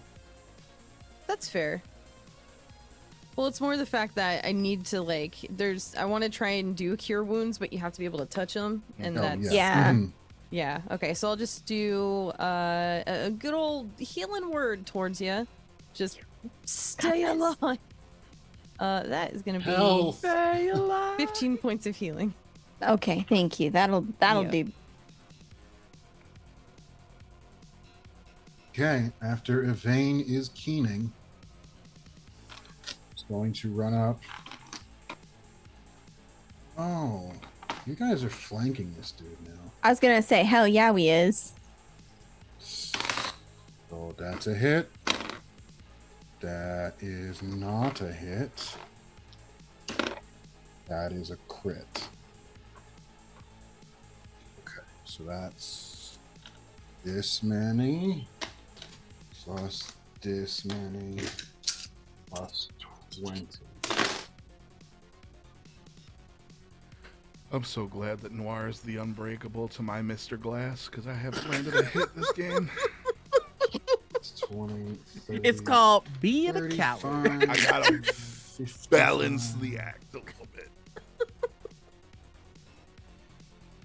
Okay. I kind of picture it like Cass is the one that's like throwing the rave. You know what I mean? Just like full distraction. Yeah, like what's over here? I'm a dinosaur now, and like gets his ass kicked. But that means Virgil can move uninhibited, and that's So- kind of the bit. So Keening swings once, slips past the barrier, smacks into his guy, hits him in the kidney. He kind of winces at that. Second attack, bam, off the barrier, kind of shaking her hands. And then the third one slips by, hits him on the side of the head, knocks his head sideways, blood comes out, teeth come out, and he is battered and bruised, but he is not down. And now we go to the top of the initiative, and we go to Avish, Oh. who looks over the field of his fallen comrades, of all his hopes and dreams, turns to so much ash because of these foul, pitiful upstarts. And he decides that he is sick of this world, that everyone has betrayed him. Shit. He's gonna have a Denethor moment. And he's having a something moment. Betrayal. And he opens his mouth and he speaks. Terrifying string of dark and discordant syllables. The air around you all starts to darken. The skies turn black as pitch. The grass beneath your feet dies, and this contagion spreads outward rapidly. And everybody has to make a wisdom save as God damn Avish, it. thrice curse, disappears into a single infinitesimally small point of darkness. Wisdom save. you Actually, say? really, it's more of a. First of all, I'm gonna make a strength save, I guess. A strength save? Yeah. Mhm. Are you sure it can't be wisdom? Well, actually, no, Oh here's, hell here's- yeah, I crit. That's a 25. So here's what happens. He disappears into that puff of darkness, and then there is an explosion outward, and suddenly there is this gaping maw, this tear in reality itself, this abyss that staring into, just looking at it, is going to start driving you mad. And almost immediately, these long, slimy tentacles reach out and start grasping for everyone who's nearby. So Etienne, Keening, and Chris have to resist grapple. Everybody has to make wisdom saves. So first, everybody do wisdom saves. Okay. Everybody, or just like everybody. You are far enough away, you don't have to. Everybody else. Shades I could be a got- cat. You're in another campaign at this point. You have evolved. Yes. I rolled a 26 on my wisdom save and a 25 on my strength. Let's fucking and a crit the Okay. strength. Let's go. So That's very Keening good. on her wisdom save. That is It's an a plus 18. one. That is an 18 with a 1 almost completely scraped off. So I thought it was an 8. So she, She makes gets- it. The plus Yeah, one on she's both fine. of them too. She's fine. And Chris is fine on that. Then comes the grapply graps. I rolled a 4 on my wisdom save. Oh Okay. no. We'll get to that in a second. What did Evane roll on her wisdom 21. save? Okay, so you're fine. So Mhm. get back to that in a second. So the grapply graps Etienne is fine. I'm pointing at your screens. If that corresponds at all to where you guys are in it. You gotta point at the camera. You on the screen understand when I'm talking to you. Yeah. So you Who am I pointing at? It's been a long session. It's been a long session, y'all. Okay, so Chris fails his grapple, and Chris is pulled into the abyss. Can I make a case that if this is a tentacle that is attacking someone within 5 feet of me, I can try and Yes. cut through the tentacle? Yes, you can. You can try to do Hell that. yeah. Real quick, let me see if Keening gets grabbed. Oh shit. Oh shit. Does Keening get grabbed too? Keening rolled a 1. I have to try and save Keening over Chris. I'm don't so do sorry. this, Etienne. I'm so Etienne, sorry. Don't do this. I'm so sorry, but you knew it was gonna go this way. You knew this was gonna go Okay, this so way. you're swinging at the tentacle that has Yes. grabbed Keening. Yes. Save our girl. Okay, I have to. Oh, I'm so scared. I'm so scared. I'm so I scared. want to It's gonna help, be but I fine. don't know what's gonna happen after I failed my wisdom save, so I don't know if I can. Okay. Fair. Ooh, that's a 18 plus 8 To hit? to hit. Yeah, you hit. Okay, thank goodness. I also think I dropped my shield to do this two-handed. Like I Okay, don't yep. think I'm not putting anything to chance here, and we are gonna pump a divine smite into it for sure. So that is 13, and then we're gonna do. How many do I have my level 3 spell slot? I do. Sorry, I just gotta figure out how many d8s that is. You'll be stuck on a spaceship, but I guess that don't mean nothing. Where did it go? Why can't I find it? Okay, well, that's not what I want. I want this. Yes. So yeah, it's gonna be 4d8. I'll never forgive you. So 25. Okay. I'll never forgive you. So you chop and you hit it and like get kind of halfway through and you hit it again and you slice through the tentacle and Keening is knocked free. And at this point, I am going to give Keening a dex save, or just I guess this is sort of an acrobat. I'll call it a dex save to see if she gets to make an action. She does. And she puts out her hand, and there is a massive concussion of force that goes outward. And we will see. Okay. And I'm going to give her, and if she does enough damage to the tentacle,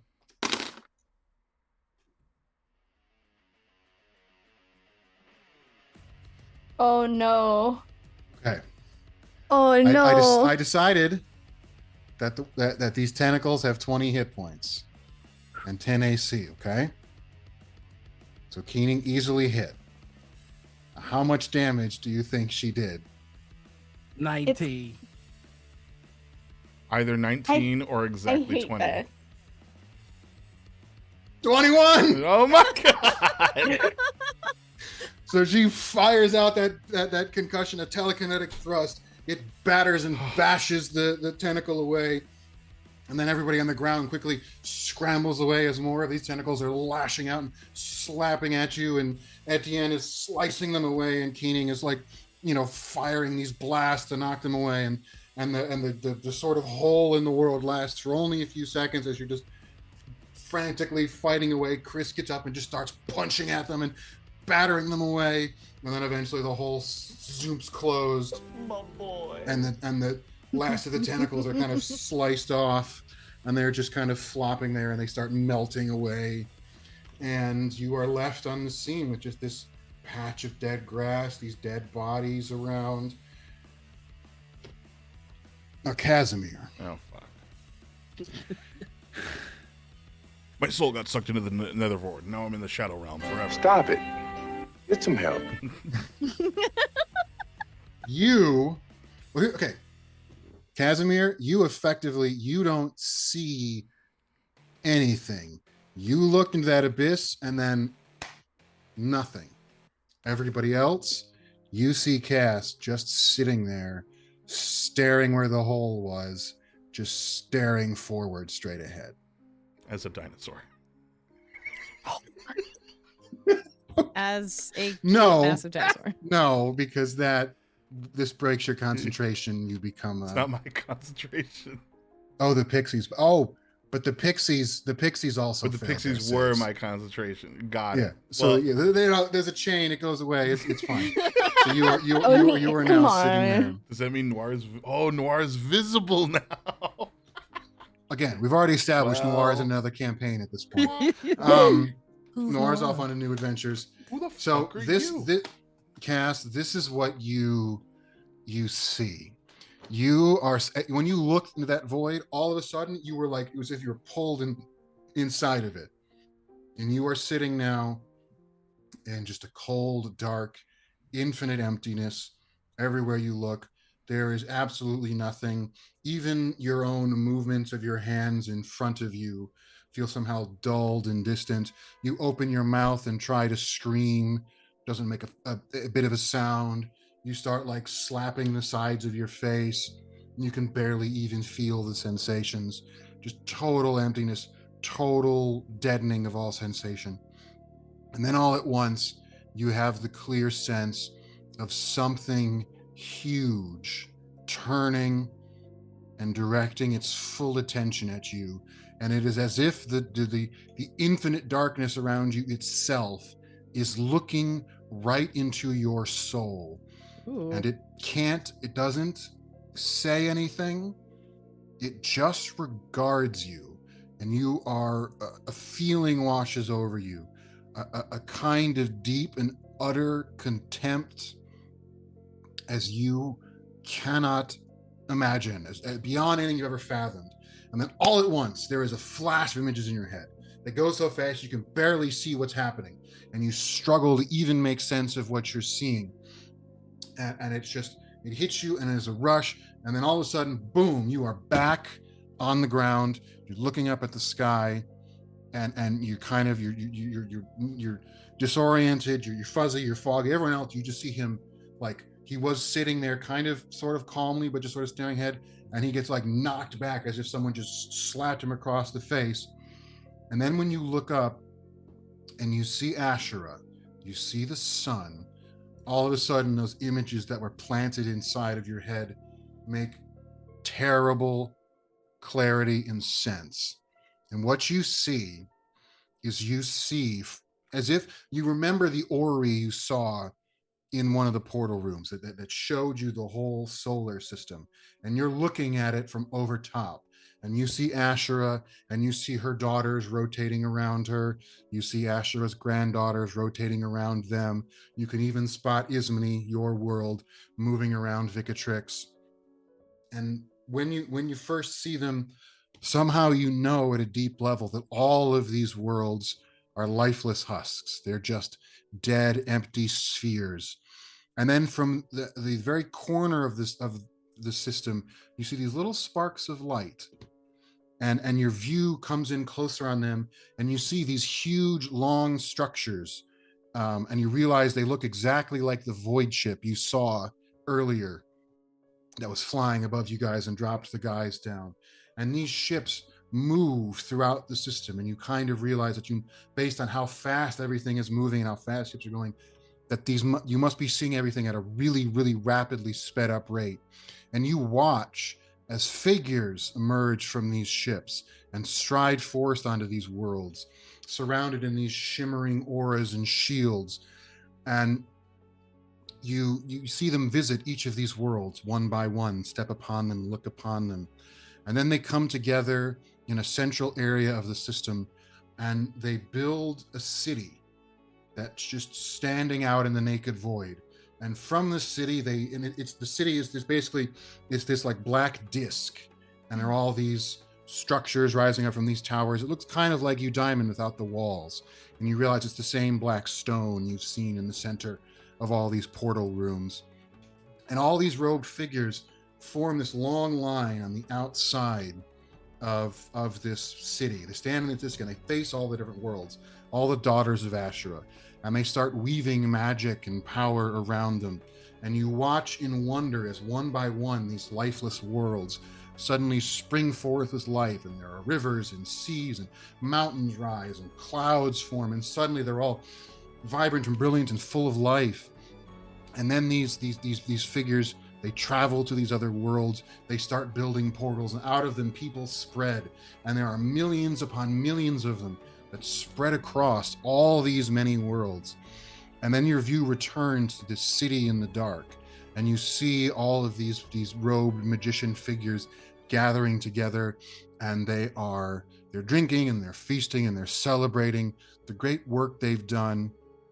And just over their shoulders, somewhere in the dark, you notice a patch of stars wink out, and you feel the dark presence that you felt looking upon you, looking upon all of these incredibly, amazingly powerful mages and the impossible works that they've done. And you feel that distant darkness laugh. And then your vision ends, and you are left on the ground looking at you, Diamond, and you know it in your bones that the people you saw were the ones who made all of this, who shaped all the worlds, who put you, Diamond, there. And you know once it was bright and brilliant and splendid, and you know that there was some kind of power they were tapping into that made all of this possible.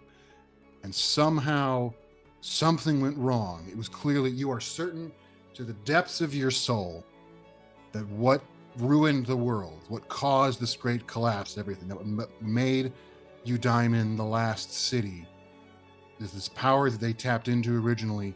Something happened with it. And now you realize that same otherworldly malevolence has looked into the depths of your soul, looked at you, saw you, and fixed you with utter contempt and disdain. And as these realizations are sliding over you and settling into you, everybody else, Virgil eventually figures out the battle is over and comes back, and your companions gather around you and look at you, and all of you guys looking at him. He has this 1,000-yard stare, and most of his hair has gone gray.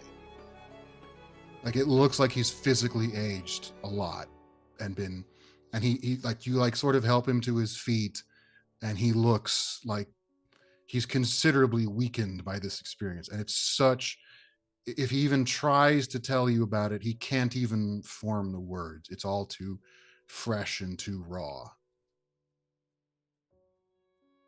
But that's where you are. As I as I land next to the group, I'm just gonna look at Keeney and then look at the bodies with arrows in them and just go, that's why I think that we could kill the Listons. Cass, you with us, buddy? Huh? Yeah. I like the hair.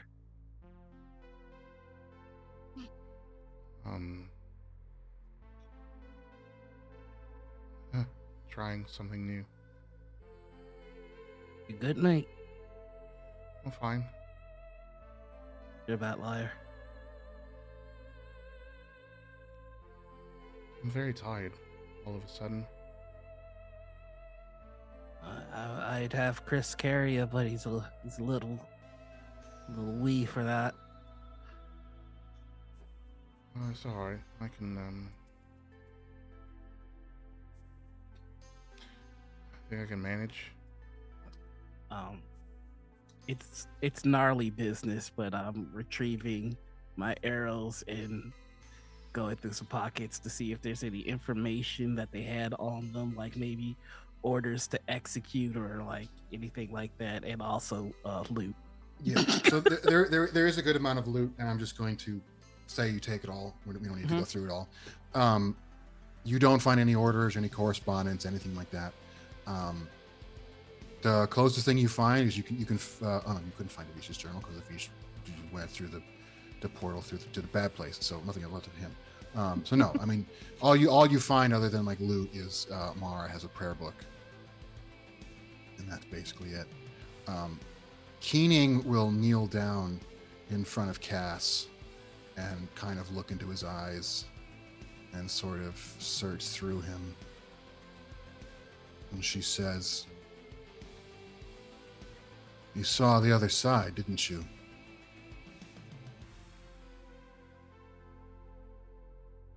And then she just puts a hand on your shoulder and kind of like gives you a reassuring squeeze. And then puts an arm around you and helps you to your feet. Etienne would be on the other side of Cass, helping him to his feet. I'm also going to spend 25 healing points Okay. for Cass. Just kind of softly in Elvish, that red light that emanates from him would kind of glow and move over to Cass. Almost all but like a few scrapes on him have been healed. Minor Yeah, bruises. you got. Yeah, we don't need to worry too terribly much about lingering wounds and stuff. But yeah, you guys will distribute healing and you'll take care of each other as you can. But I think Yeah. we need to make a decision. I was Keening- going to. okay, Oh, go ahead. Oh, he was just gonna say I was going to run to the Beckoners, see if we might get some reinforcements, but doesn't look like we need them. Keening will. She's got that command stone in her hand. She kind of flips it over again. She says,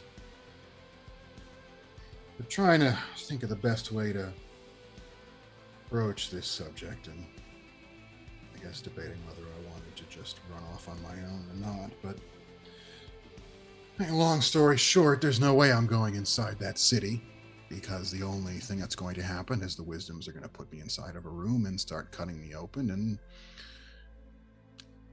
don't have to tell you, I don't particularly look forward to that kind of treatment. And it's like you said, there are an awful lot of worlds out there. And I hold in my hand, in theory, the key to go to any of them. So that's what I'm going to do. I'm going to go somewhere where, I don't know, I can do something worth doing. Where I can be useful to somebody, I suppose. And any of you guys, and she looks right at Virgil, and I mean any of you, are welcome to come with if you wish. I can't say what we'll find, or if we'll find anything worth finding at all, but I'm not going into that city. I don't mean to take one step nearer to it. You know, But Kane, your choices are your own. I don't begrudge you whatever decision you make. you know, Caning, I think that might be the most transparent you've ever been. She kind of holds up her sort of like semi see-through scales and kind of smirks. I can't join you. I have a responsibility. I have heard the voice of the Archon. Kind of pulls back a little at that. And I am to become the new sword of the Archon. You feel a sensation like someone putting a hand gently on your shoulder, and the Archon's voice, quiet and right into your ear, says, "One way or another, your path goes into the city. The people of the woods may be a help to you, or they may be a hindrance. That is for you to judge. But you have work to do in the bowels of the White City." And at that, he smiles and he goes, "My work takes me to the bowels of the White City, so at least with you gaining, it's certain that this is where we part." "So it is," she says. For what it's worth, I'm glad I didn't kill you, and I'm glad you didn't kill me.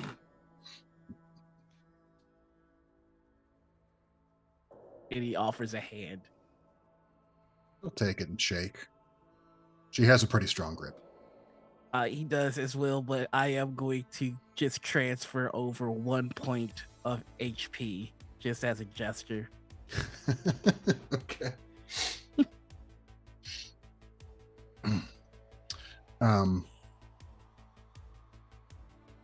Keening looks around at the bodies of the fallen companions, and she says, what it's worth, my read on the wisdoms is that they are pragmatic and self-interested. I don't think they especially care who brings them back their trinkets. They just want their playthings. You've assumed malfeasance on their part as the explanation for why you haven't heard of more lances of reclaimers. Maybe that's true. Or maybe it's because the companions always killed them. That seems just as likely to me. Either way, I think that the sun is setting on the time of the wisdom. And should I have the pleasure of being the one that oversees that fall, we'll see. Etienne is going to, who's been silent this entire time, is going to go over to Yvain and put out, like, wordlessly put out a hand as if to go for a handshake. Yvain would extend her hand out, but in clasping Etienne's hand, give him the ring back. Perfect. Yeah, he would 100% like taking that. Would just wordlessly like look at you, and though you can't see expression in his eyes, you get this immense feeling of like, oh my god, as he takes that ring back and puts it on his finger before turning to Keening.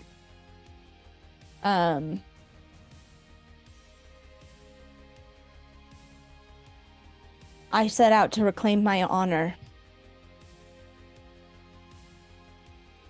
It does not lie within the White City. And he moves over to stand kind of next to Keening, and looks at the rest of the party, and says, "There's nothing here for me, and I will not fall into the plans of others. I make my own way."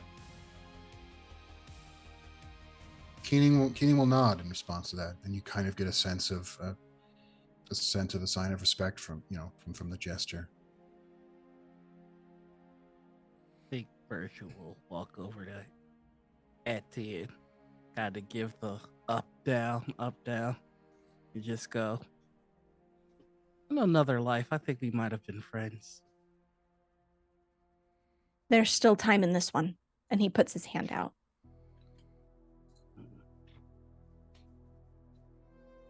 I think he takes it reluctantly and goes, "Great, making a friend only to lose one. Don't die. I still want to see if I can take you."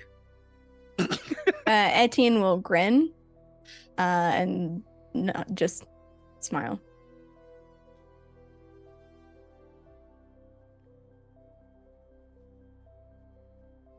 I think Yvain will turn towards Virgil and Cass, and just kind of very silently like grip onto the massive tome that she's been holding onto this entire time as like a comfort sort of a thing. And then look over towards Keening and then back at those two, and it should be obvious where I'm going.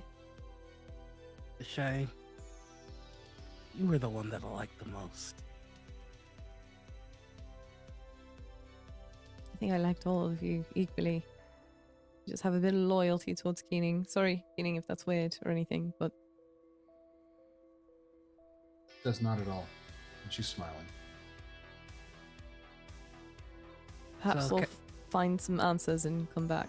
Maybe we'll just keep exploring. Who knows? But I hope you come back. I'll try to. I think she'll open her book and go to like the very last page of the tome, which takes fucking forever to get to, even just flipping it over. But she'll rip out a couple pages and just hand them to Virgil. Can you just like keep track for me, just in case? Anyone that you have a certain penchant for, people you didn't like, just Yes, that would be great. I mean, of course, I'll do. It's just like he's starting to get a little emotional, but he doesn't want y'all to see it, and he just goes in his bag and he pulls out his first bow. And he goes, "You all look like you could use a little help." So it's called a choir because I mainly used it to nick things off of folks.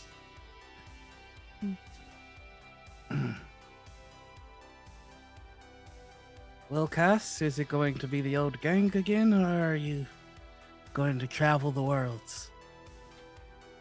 Cass's like eyes raised to like meet yours.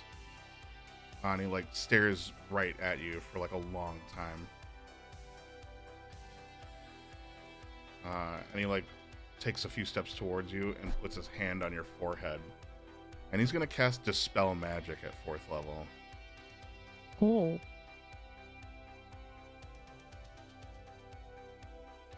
This is on. On Virgil? Virgil. Okay.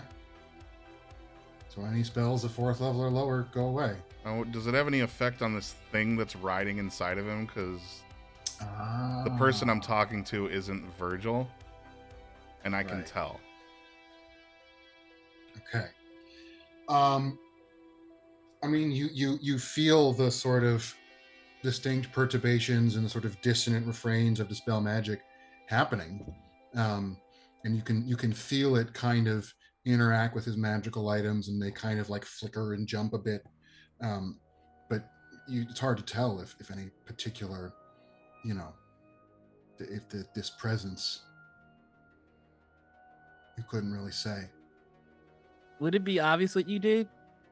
Yeah, like our eyes will both like glow white for a second there. I mean, you would feel a sudden wave Mhm. of like arcane energy flicker over you, but I think he's just gonna look at Cass and smile and go, "I let her in. Got work to do."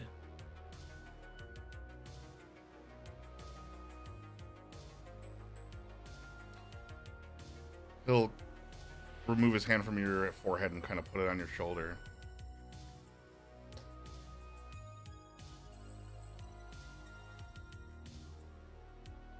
the voice in Virgil's head says, "Tell him there is only one answer for the things he's seen."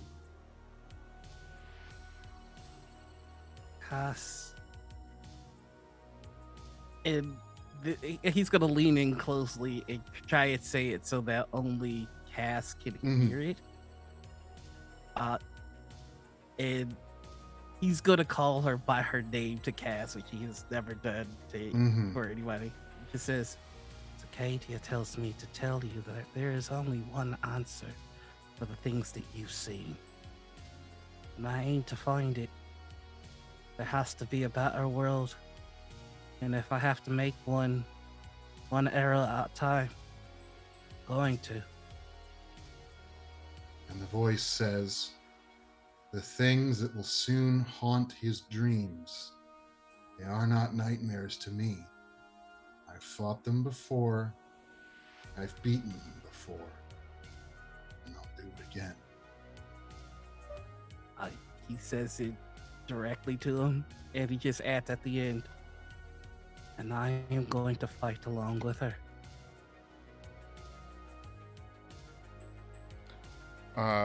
Cass is gonna like reach into his bags and stuff and starts pulling out everything. His pot, pan, the kindling that he normally keeps with him, which is now in probably low supply.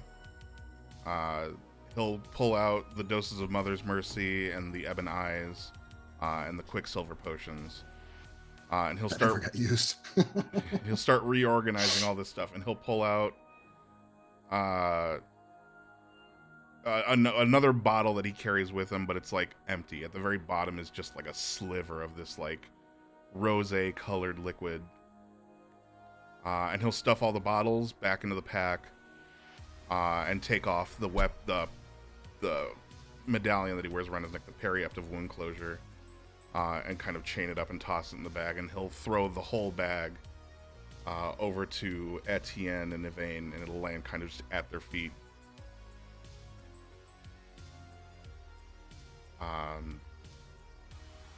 He'll look at them and say,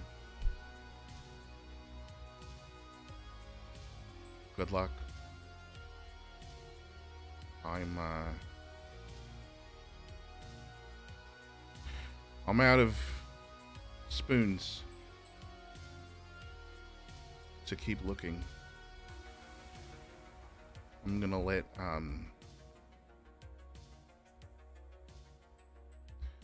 Virgil take the lead on this one. I'm done."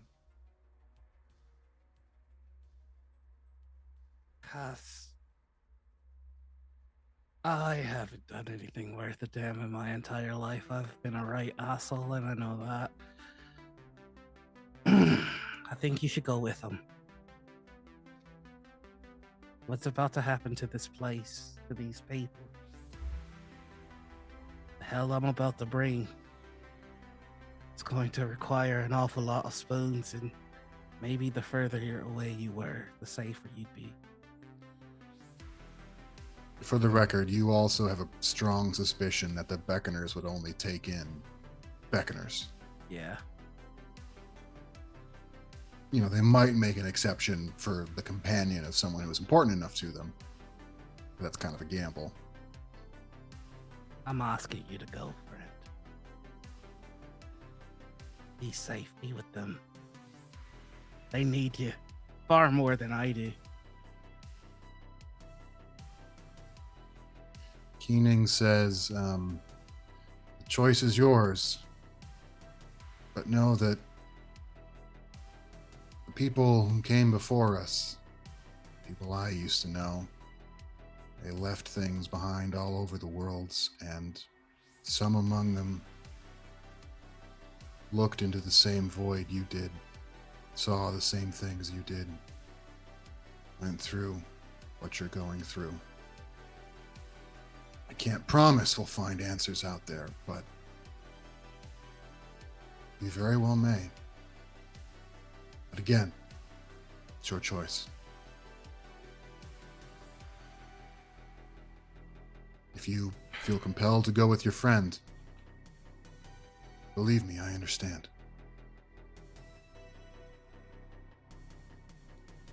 Cass will kind of just like drag his feet over to like the bag that he tossed and pick it up, and he'll fish around for the necklace, and throw the necklace at Virgil. Virgil's gonna catch it and unbutton his cloak and toss it to you and go, sky's full, world burns, but you stay safe.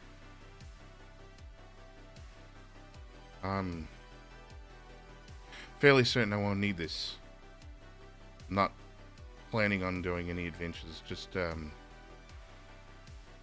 try not to die on your quest, or. And he looks like in your eyes, almost like he's looking through a window, and he just kind of, "Oh, yours." "Oh, don't." And he'll throw it again, but this time he doesn't like throw it to you so much as he just kind of throws it at the ground between the two of you. And it's not from like a lack of like effort to throw it. It's just kind of like, or I'm sorry, it's not like from a lack of him wanting to reach it to you. It seems more like a lack of like Great. energy left in him to even make the effort. So he's just tossed it. And he doesn't sling the bag over his shoulder or anything. He kind of just drags it behind him. Etienne will take a few steps and pick up the pack for you before kind of like putting an arm on your shoulder and like giving it a squeeze. I think the last thing Virgil does is he just kind of kneels down to Chris, he goes, you're a good friend. You're a good mate. Strong as hell, but a little tiny. I'm a little loud for where I'm going, so I think Draxy's gonna say, keep them safe. Chris will kind of give a jerking nod and just walk over to the other group, stand beside him. All right, well, enough of this emotional shite. Let's go change the world, eh? And with that, he's just gonna start walking to the city. And just for narrative's sake, later on, Cass, you'll feel in the pockets of the cloak the Ebon Mirror.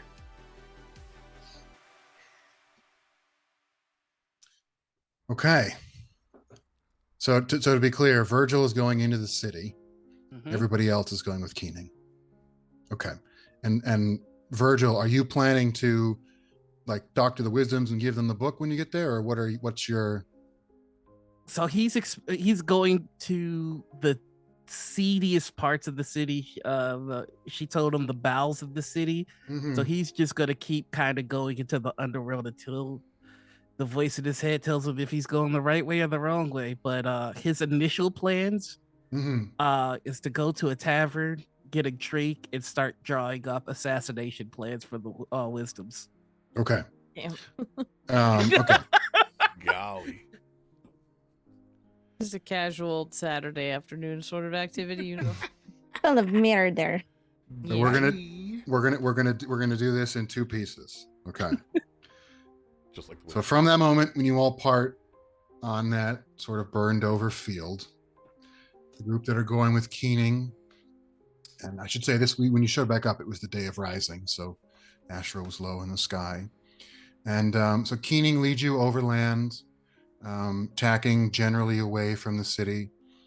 It seems like she wants to keep as much distance between herself and the city as possible. And you walk on and you set up camp, and the next day you travel again, set up camp. Each of those nights, you have dreams, residual moments of the gardens, fragments of the battles. Cass, your dreams are utterly empty. You know that you're dreaming, but there's nothing in them. And you wake every morning in a cold sweat, feeling as if you know that feeling when like someone behind you is standing a little too close and you don't know who they are and you really wish they would give you a little more distance? It's like that every moment you're trying to sleep. So on the third day, Keening leads you to another trap door in the ground. She seems to know right where it is. She pulls the door open, leads you inside, sends some commands to the control panel, and the portal starts spinning with energy and powering up. And she opens up a console and she tells she's sort of narrating to you what she's doing, explaining it as she's doing it. She's starting to show you guys how to use this thing, how the portal system works. And using the command stone, she has total complete access to the network. She tells it to put out a list of all the active portals, and a series of just Drax text is projected into the air, and it ends up filling your entire field of view. There's so many of them. There are tens of thousands of them, and they're all preceded with the name of the world they're on. And you see some for Pia, you see a lot for Belantir, you see Ismini is labeled Vicatrix-Ismini, and then there's coordinates. You see them, there's just tens and tens of thousands. You realize the only world that doesn't show up for whatever reason is Cariana, which is the second world out from Ashura the Sun. But it would appear that you could go almost anywhere you want to go. And Keening suggests that for your first stop, you might want to pick somewhere a little closer to home. And she dials up a portal that is labeled as being in the very center of Enora. And you follow your way through, and you emerge into the center of what you can tell was once an elaborate and built up city, but which is now mostly ruins. And you are at the top of a high tower. Keening tells you that it used to be the Archon's palace on the world. And despite the fact that this appears to be sort of a tropical setting, island in the middle of the sea, there's lots of cold winds blowing, and you make plans that in the days to come, you will find your way down the palace and into the city, and you will try to see if there's anyone still living here. And what lays before you is a path of endless but uncertain possibilities. There are so many portals, so many worlds, so many hints of the worlds that were that you could possibly find, and you don't know what's there to be found, but you're going together as a group, and there's some reassurance in that. You have that at least, and it certainly doesn't feel like nothing as you face a night under an uncertain and unfamiliar sky. And meanwhile, for Virgil, as you approach the walls of the city, all of a sudden, the wisdom of antiquities himself, Eluvasrian, appears before you. And the Archon's voice in your head says to be calm. And the wisdom tells you what a good job you've done. And he asks for the book. The Archon tells you to hand it over. So you do. And in fairly short order, you are a citizen of Eudaimon. And you are empowered with all sorts of new rights and responsibilities.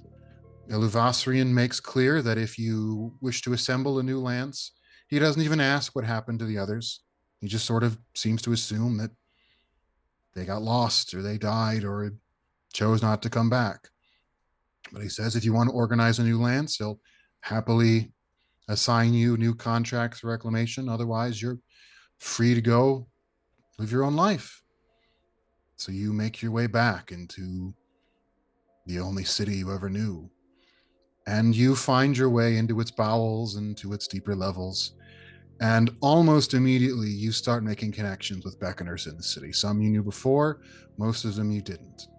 And before long, you are a leader of a local beckoner sect. You are making plans. You are coming up with strategies to attack the wisdoms. You realize pretty quickly that it's not a very good idea to just try to bow them down on the streets. You can be smarter than that. You can hit them where it hurts, and you have no shortage of disenfranchised and otherwise hopeless people in this city who flock to your banner and to your cause, and who are ready to do whatever it is you ask. You are the voice of the Archon. That is the title you quickly come to be known by.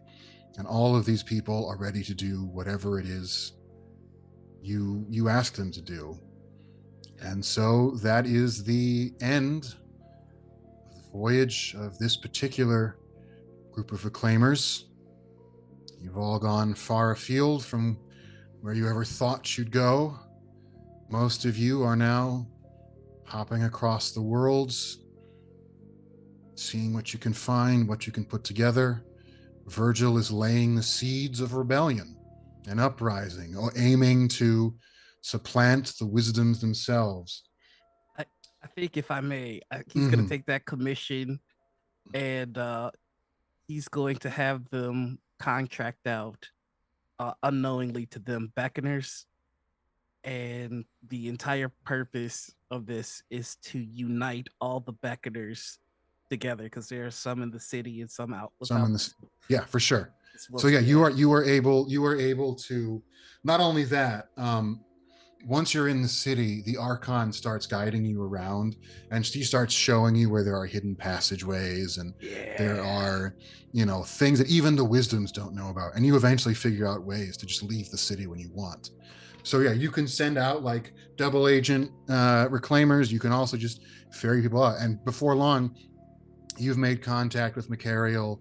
You are working together. She's sending people into the city through the paths that you have found, and you guys are all working together to orchestrate the scheme. So again, you know, there are paths ahead of all of you. You know, a lot is uncertain. And as you forge ahead in the company of new friends and old, increasingly your dreams are disquieted. Cass's more than everyone else's, but everybody has their nagging doubts, their uncertainties. And perhaps most disquieting of all is the thought of the gardens and the cancer growing in that fetid enclave is the frequent subject of your uneasy dreams. And that is the end of Reclaimers Season 1. Ah, that's awesome. Can't keep me out, Spruce. Mm-hmm. Still get to hang out with my bird friend who's not a bird anymore. Fuck yeah. Wow. You know, Felt the most Cat- half-hearted. Like, I'm gonna kind of miss y'all a little bit. They just did. Aw. I guess peace. And then, yeah, and Cass has seen beyond the. Seen I know horrors Cass's beyond brain space got and time. melted. Poor Yeah. guy. Sorry, dude. A great setup for season 2. Oh my Mm. Lulu visited you in your dreams and took your brain back with you. god. Yeah. Oh, it's gone. Ooh, I like to think that Cass spends a lot of time staring into the Ebon Mirror. and Ugh. reflecting. Just like Oh, yes. In fact, you would start to notice something like when you look in the depths of the mirror, like it starts to feel weirdly familiar, like you've seen it all before. Yeah. given what it can do, I think it also makes sense given like the things that Cass has been through and the things that Cass has been doing to himself, being out in the wilderness and without materials to do what he Mhm. needs to do for himself. Every once in a while, depending on how frequently this item replenishes its abilities, Mm-hmm. that Daily, there's I think. that there's all how what say again? Daily, I think. Daily? Yes, Okay. daily. So every day for about 16 hours, Cass is a dejected shell of his normal self, or the normal that you've been accustomed to. But for 8 hours a day, he regains that same like chipper, upbeat, Hmm. cinnamony marshmallow self that he's always been, only to go right back, almost like somebody's turning a light switch on and off. Hmm. I feel so sad. I'm gonna cry now. But I, Self-medicating with glamour. It's it's good stuff. Shit. For 8 hours a day only. And if you Mhm. catch him at night, he'll be like staring into the mirror and just like silently sobbing himself to sleep. Etienne doesn't sleep, so he would see this every fucking night. Yeah. This is true. You do, man. Some dark, Yeah. heavy stuff. So we're gonna have a second season, is what you're telling me. And Yvain's becoming Cass's counselor. I would have gone to help my boy, but a revolution must be sparked. Hell yeah. I think Must- like as we like go or travel on, I think if anything, Yvain and Cass would watch Etienne relax quite a bit. Like I think that there would be sort of the further away from the city we got, and like he would always be ever vigilant and probably a little bit too serious for most people, but with time he would absolutely open up. Like you would catch him humming to himself, or if we ever found like paper or whatnot, like writing small bits of poetry, you would like full on like you would watch as he kind of like found bits of his humanity, and like began to hope again. Yeah, I should say, so after that first day you spent, you eventually do explore down in the tower, and when you get down to the lower level, you will find that there are people living there, and they're all sort of standoffish at first, but eventually you manage to. It helps that Keening seems to be able to speak basically any language. Spoiler alert, you can. And you do eventually sort of get a sort of halting rapprochement with these groups, and it eventually comes out that another group from another side of this island has been attacking and raiding them, and you guys agree to defend this small village. And so your first sort of outing together is standing in defense of these people and fighting off these brigands. And it's not super glamorous, but you're helping people, and that makes you all feel a little better. And as one of the things that happens as time passes is that Keening starts speaking to Etienne a little more directly than she ever has before. And she basically just starts telling you about what it meant back in the day to be a glaive. And now you realize that there was one point earlier where she mocked your dual lineages. And now you understand that she was talking about, the one side was the sort of fleshcraft side of things, but the other side, that she was basically talking about how paladins, how these secret knightly orders, swearing oaths upon ancient relics in the dark, how all of that is just sort of a derivation and a descendant of the glaives, of these special soldiers who served the Archon and swore oaths to her in the dark. And so there's a kind of kinship between you guys, as you could realize that sort of, separated by time and space, that you are still sort of comrades in arms following, a similar path. Yeah. I think Etienne would tell Cass his stories. I think with time he would open up, and because that's what Cass said he was out looking for, was stories. And he would tell him of, who he was before, why he is the way he is now. I think he would, again, it would just become more human than he had been the entire time. You'd probably get different reactions depending on when you told him these stories, but on the up days, on the up hours, he'd be very interested, asking 100 questions. And yeah. That's it. I think he'd be real into it until he wasn't. Until he wasn't, yeah. And I think we should probably leave it there, lest we walk too much over. Yeah, let's go. Possible Reclaimers season 2. I will leave with this. Virgil's next level is with Paladin. This is the start of his Paladin journey. Yeah, that sentimental. Hell yeah. That makes sense. Oh, Yeah. yourself. Me, you. You. Why don't you tell them where they can find you instead of talking to me like this? All right, mother. You can find me all over the internet as Dino Enigma. That's Twitter, Twitch, YouTube, TikTok, and motherfucking Instagram. Please check out my website, Dino Enigma. I've got merch. I'm poor. Please help me. This has been fun. I'm sad. She-Hulk, you're up next. You're muted. You're muted. I ruined it. Yourself. Oh, I thought I you meant did. Ash because her lights were green. No. Oh, that's very good. No, clearly it's me because I have very large muscles. Hi, hello, my name is Sarah, and you can find me on Twitch, Twitter, TikTok, all the places at Osiris Franco.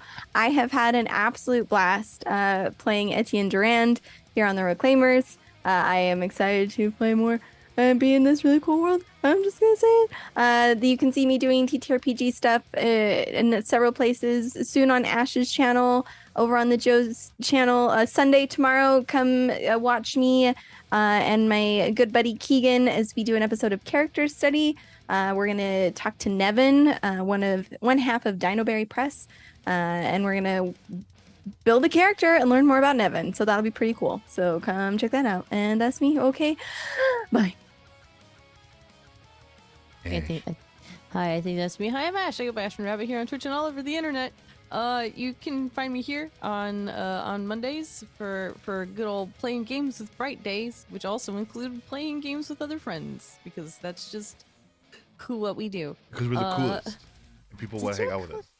You cool. This is No, fun. you. No, you. No, you reverse Uno card. Oh my god, I love you.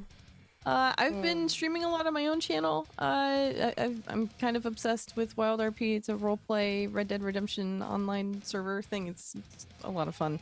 Cowboy shit. Cowboy shit, hell yeah. And then we've got the return of Against the Tides on the 30th. So please come and check that out. I'm really excited for that. It's gonna be a good time. It's been 1,000 years out of character time since we've played, so it's gonna be a good time. I think that's all I got. Josh. Okay, hi, yeah, I'm Josh. And as much as I have made these little plug moments jokes over the course of the campaign, first of all, I hope that no one ever thought that I was mocking these wonderful people who I have been gaming with, because they are in fact wonderful, and you should definitely check them out wherever they're streaming and whatever they're doing. You should buy Noir's merch. Yes. I hear it's good. But I also wanted to say that I am not, in fact, a figment of your collective imaginations. Sorry to burst the bubble. Amazing. Immersion. It's gone. It's gone. It's all. So my name is Joshua Arnold. I DM campaigns. Sometimes I am also a writer. This campaign has been set in an adaptation of one of my settings. The Daughters of Asherah is one of the settings that I work in. I wish I had something I could plug, but publishing a book is hard, y'all. So we're working on it. We're trying to make it happen. But at the moment, there is sadly nothing of mine with my name on it that you could buy, unless someone else has my name, and that's going to be awkward. But hopefully that will change, in the coming months or so. I'm in the process of trying to sell a book and writing a bunch more, so that's cool. And I hope to do more of these games because this was a ton of fun. And there are a zillion stories that we could tell here among the Daughters of Asherah, whether a direct continuation of this story or not. I can promise that any future stories in this setting will certainly be influenced by what happened here. Whether or not they will involve the same characters mostly depends on if these fine people are available again. But this has been this campaign, and it's genuinely been a joy. Hell yeah. Thank you, Josh. Thanks, Josh. That was Great wonderful. fucking story. Hell yeah. You're the best. That's my son! My boy! And if you're here, you already know who I am. But thank you for joining us on the finale of the Reclaimers. Come on back, where we, pick this up again maybe sometime, including some other things that Josh has been working on behind the scenes with me. Come hang out. Maybe jump into the Discord if you haven't already, and keep in the know for any of the conversations we have about what's coming up soon. Otherwise, I'll see you Sunday. The world is bigger than we know. Stay strange in it, but don't be a stranger.